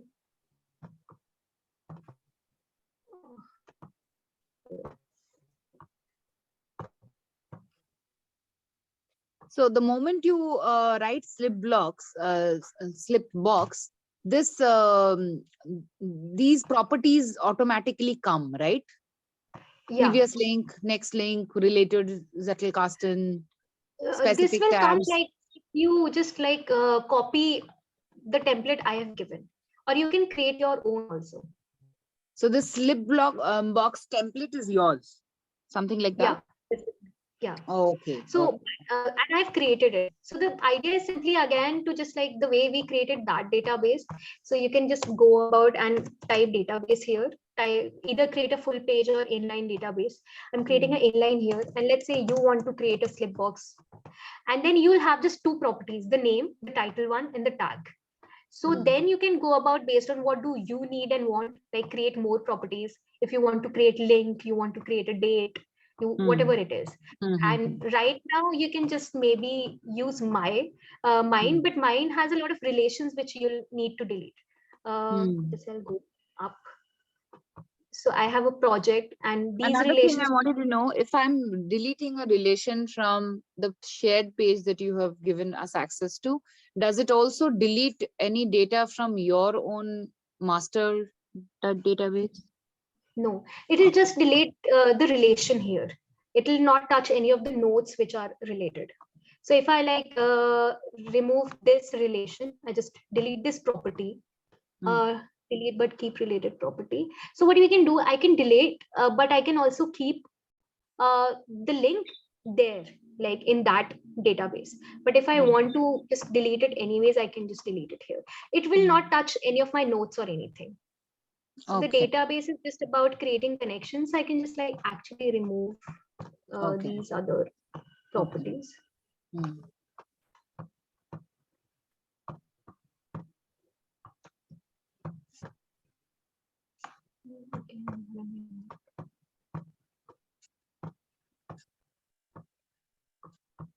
So yeah, we have a like actually a neater version of our slip box. So what I was thinking is like we have this index and we can have like here I want to create a project की जगह भी इसको भी delete कर सकते हैं अभी. So we create a note. I want here I am the creator. Now it has name of all the guests here. Because I use that property, and then I want to create a one Zettel creating only one node.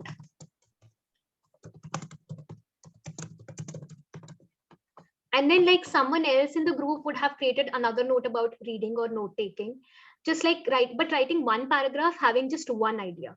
And then we could have seen like collaborating all of those into one page and see if something can come up.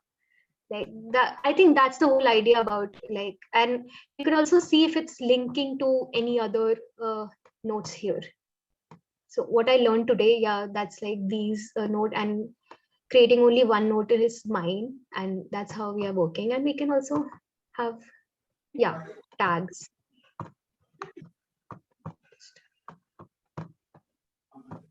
So we have just create tags.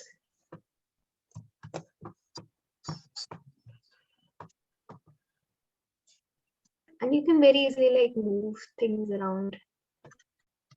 So maybe I'll let all of us try writing one note on something.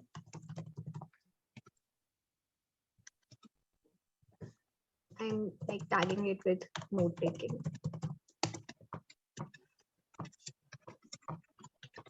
And you can anytime like remove your tags. And I think one good thing is you can just change tags. If I'm just changing this tag to just women, then it will change the tag wherever it is in this database. Just remove the other tags.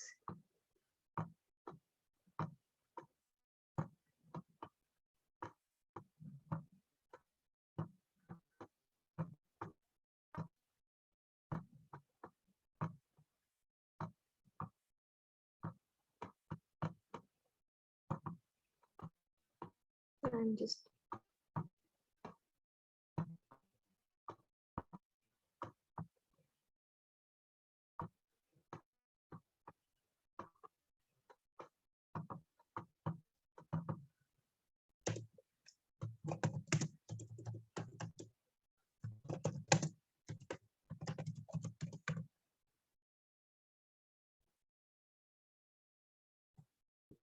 we have Hoimidi, Satavisha. Yeah. So if you guys can also like try writing a note here.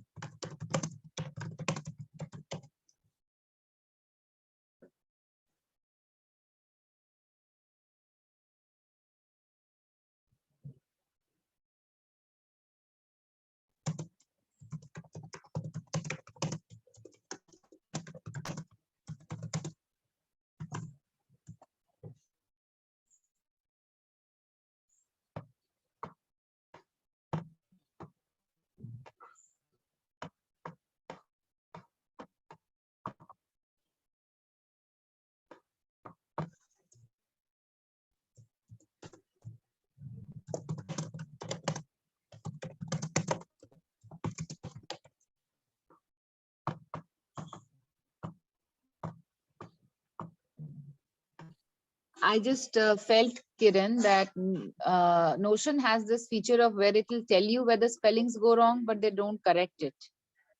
So, or is there a process by which I can add the add dictionary method? I think autocorrect, I'm not sure if Notion has autocorrect function. It's showing me the spelling mistake, but it's not showing me the correct options of the word, the way Word does it, or Google Docs do it.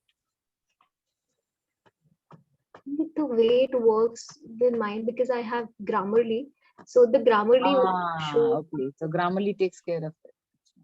Yeah.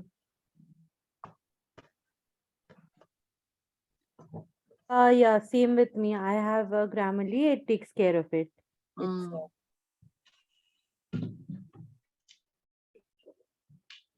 So, a quick question, Kiran.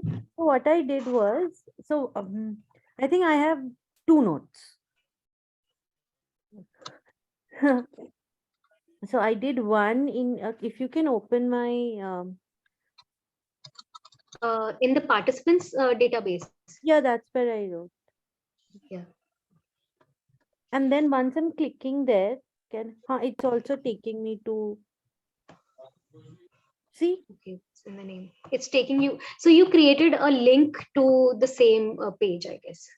Okay. Somehow. So you can also either you can delete it, turn into a text, or you can turn into a yes, text. then So this will go away. Yeah.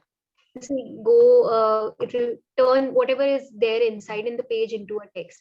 So you can delete the other version. I think that's also, and you can always anytime select the text and click here and turn into a page. Okay. I really like options. So it makes moving around things also very easy. I see. Okay, got it. Right now, you have created this in the participants database. You can copy and move it to the slip box where all of us are writing in this database. Slip box.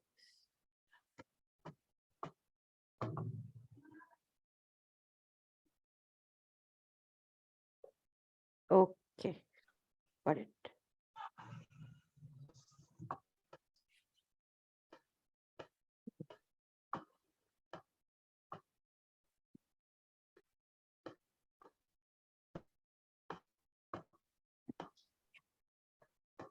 So now, will Kiran, all the things that we've written, will it appear on one page, something like that?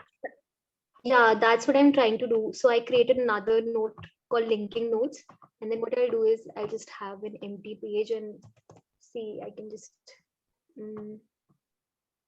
what I'll do here is I'll paste all of your notes. Let's say this is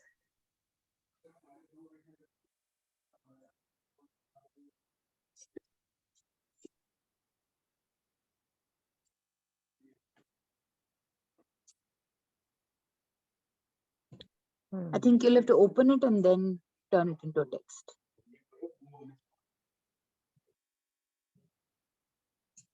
Yeah.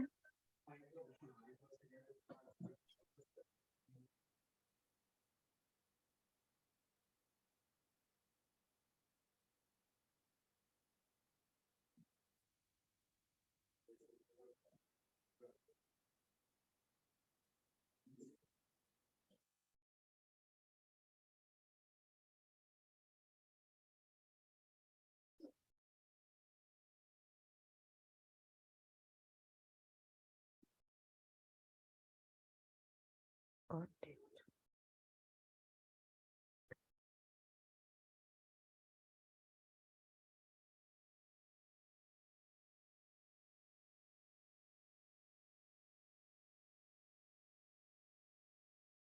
I think Kiran has some network issue. Yeah. She was using her mobile network. Yeah, Kiran here. Oh, okay, she's from the TWB. Okay. Yeah, Kiran.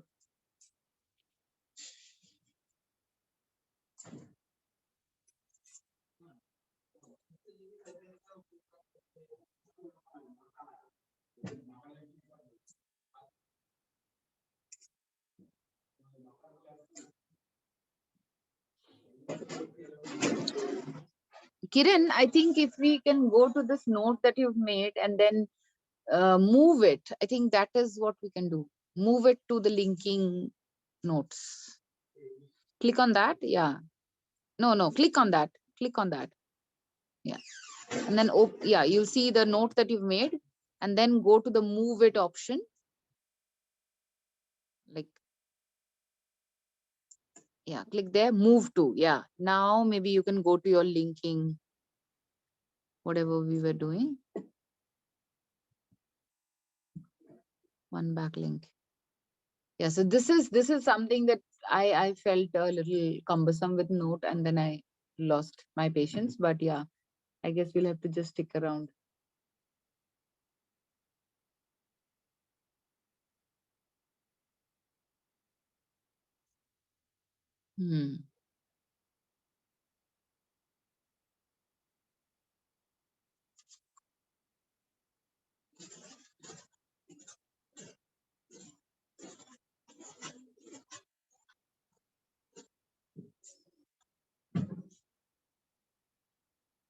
Kiran, you're muted, by the way, if you don't know.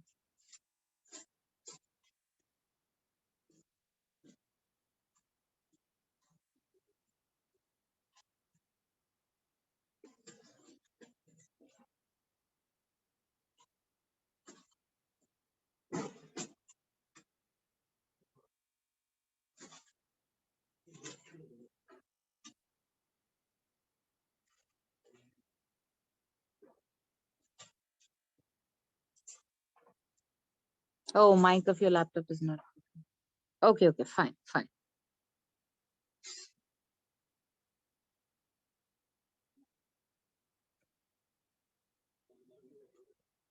so we have this. And then what's in the name?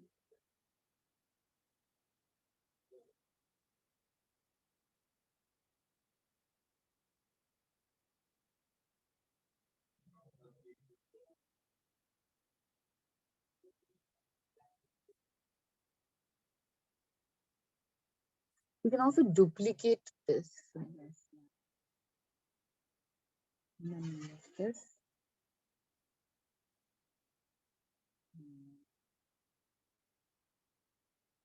But I'll not do this. Let Kiran do it. Might mess up.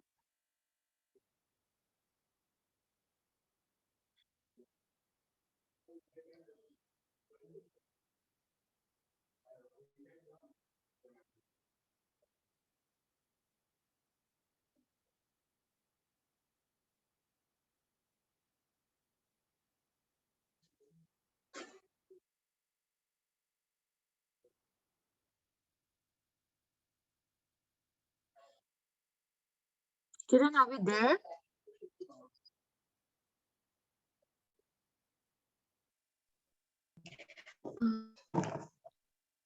Hi Dee, so I'm like my phone's battery died and my Good. might as well. Yeah, so you're right. I think I was also thinking of some way in which we can just like have the text of all the notes we made into a single note. And like if that could happen, like that will be helpful. I don't know how to do that. I'm just thinking if we can.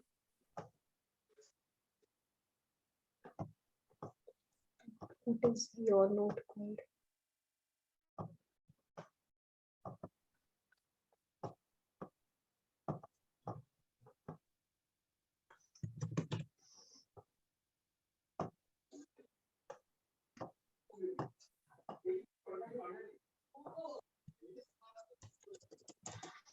Yeah, that's one problem, I guess.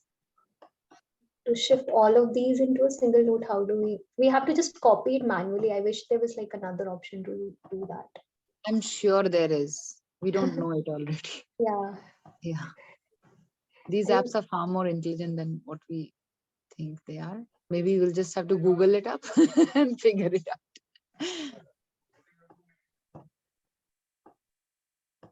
There's also this move to option. I think we can use that. Yeah, I think move to, if I like move your text to, but then it's, what is it doing? It's not moving, it's moving it into a page rather than I want to move it into the slip box. Here it is. So the TWB wala slip box, it has this one. Hmm. I think if I move it there.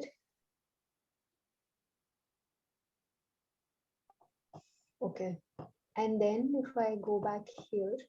Yeah, again, do the same So thing. Yeah. it did, I think, but it moved it here, Slipbox, as a separate note rather than into into that note. But I think we'll figure out something. Like Yeah, if I yeah. actually I'll just That's okay. It's not very. yeah. But you're right, like it's just about I've been using it for a while, but still there are actually too many features in here. No, that's what I'm saying. There's sure there's something like that to kind of make it. It's just that we are not being able to find it out already.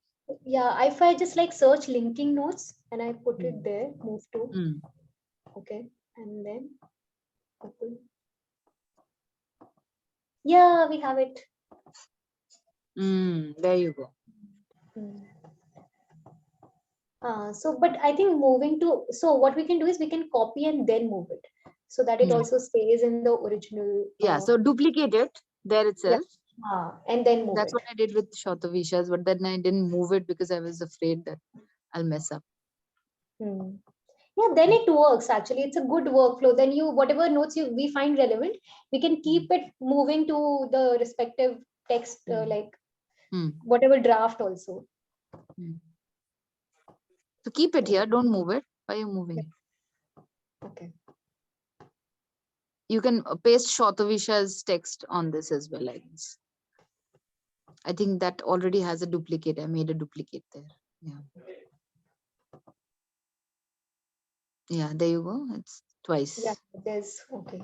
Yeah, so maybe you can chunk that. Just, move to Slipbox. This one. Yeah, it's done.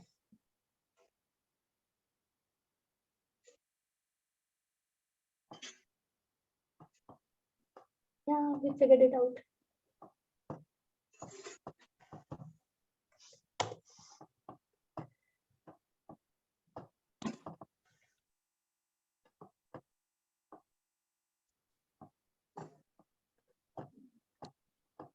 I think instead of moving it to Slipbox, you have to move it to linking notes of Slipbox or something like that. Exactly. Then it will go and paste it directly into the page. Yeah. Yeah.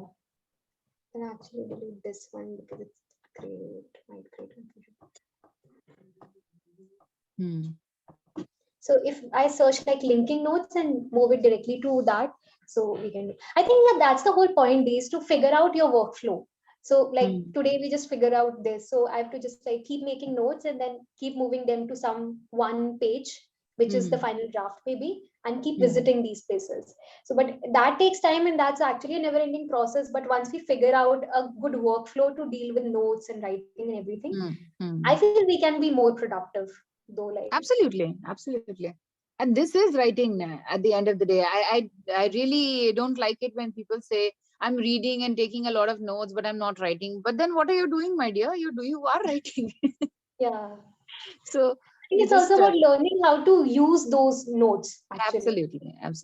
There are so many people. In fact, I also sometimes when I do mindless reading, I'm reading so much, but then at the end of the day, it really doesn't go anywhere. So what's the point then? So yeah. I think you'll just have to be a little patient, and when I'm stuck with Notion, I'll call you up. Yeah, sure. Figure this together.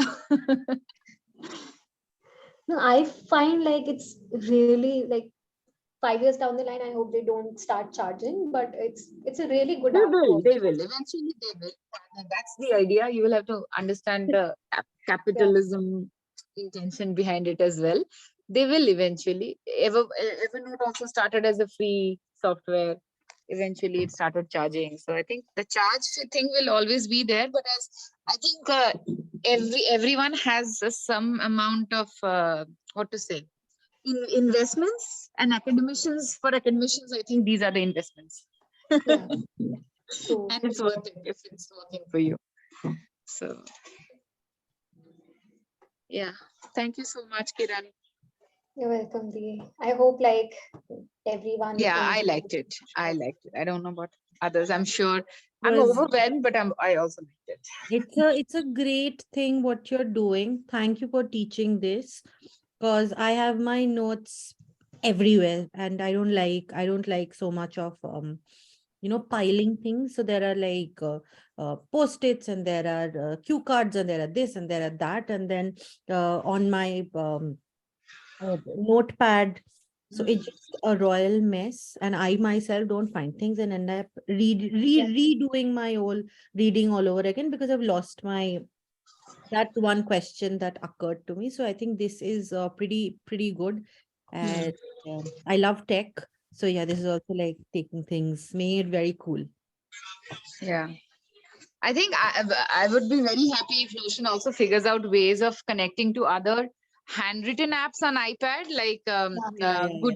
good notes or Notability, so that the notes that we are It does. writing there I've seen kind of some embedded videos. here. Does it have that? It is not showing here, but they have like so a lot of, I don't know how do those functions work, but there are other websites who provide links to do things in Notion. Like it's such a whole network. So I'm sure like there are ways, if you just Google how to like put your Notability notes into Notion, I'm sure there's a way to do that. I've seen that somewhere actually. That would be super useful, because we are taking handwritten notes and then that goes here. So However, handwritten notes might not be as easy to search later on, which is true.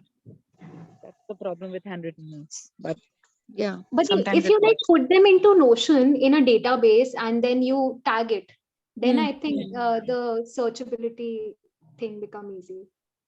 Oh, they can search the handwriting also. The tag No, can I be think yeah, searched, and then they can tags open can be the. searched. Yeah. Okay.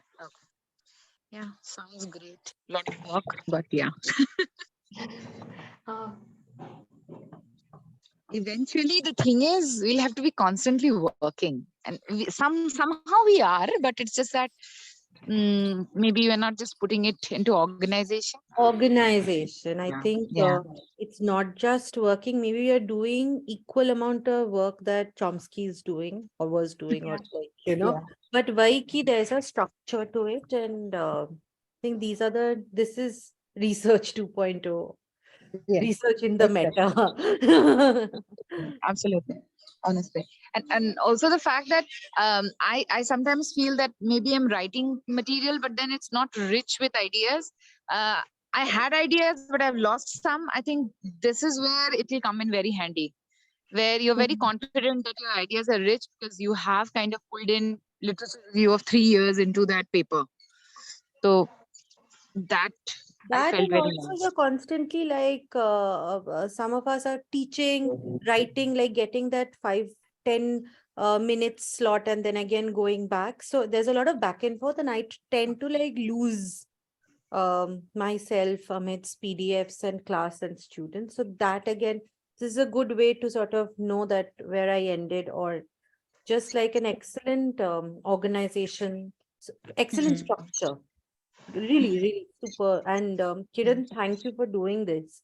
I mean, I remember you sharing that particular note, and I had fallen in love with you. I was like, wow, this is Thank you Yeah, so much. I'm glad it helped, like, because I don't know, a lot of people feel that it's just too much work, but I'm glad you're finding it useful. no, I And think as Poulomi said, this is investment for future.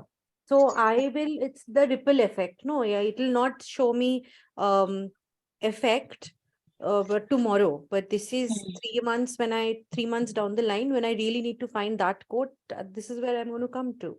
So this yeah, is like absolutely what Poulomi said, that you invest. This is something that you're doing, it's done. obviously. But film stars go and invest in Botox and gyms, right? What do we do? We do. This is absolutely 200% with her on this. So we have our own investments also, and that like teaching is a very precious job. So we should yeah. treat it with that as like that as well. Acha, the other thing is, Kiran, you had referred to a lot of YouTube videos and authors and books and other data that you collected from. If you could send us a link to all those materials, in one of the lesson pages, maybe write all of that together, and then so that we can also So see, I explore think what those. I'll do is I'll use this page I've shared with everyone and maybe like share all those links in this page only. Absolutely, absolutely. That would be so nice. Because I also want to kind of go into these, like the professor you were referring to. So Yeah. how does he unpack the structuring and all of that? And the templates that you've shown of that, the Pressy, Yes. rhetoric Pressy, something like that.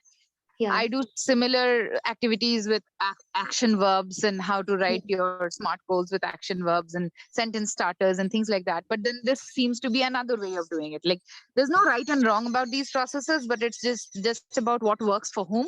So Yeah. when we are working in a classroom and for about 30-35 students, not the same process works for everyone. So you have to give them different entry points into the same material. So I guess I'll find it very useful there. All the kind of questions also, the AIC you've already shared, I guess. Yeah, I think I've just created another database in this page only with resources.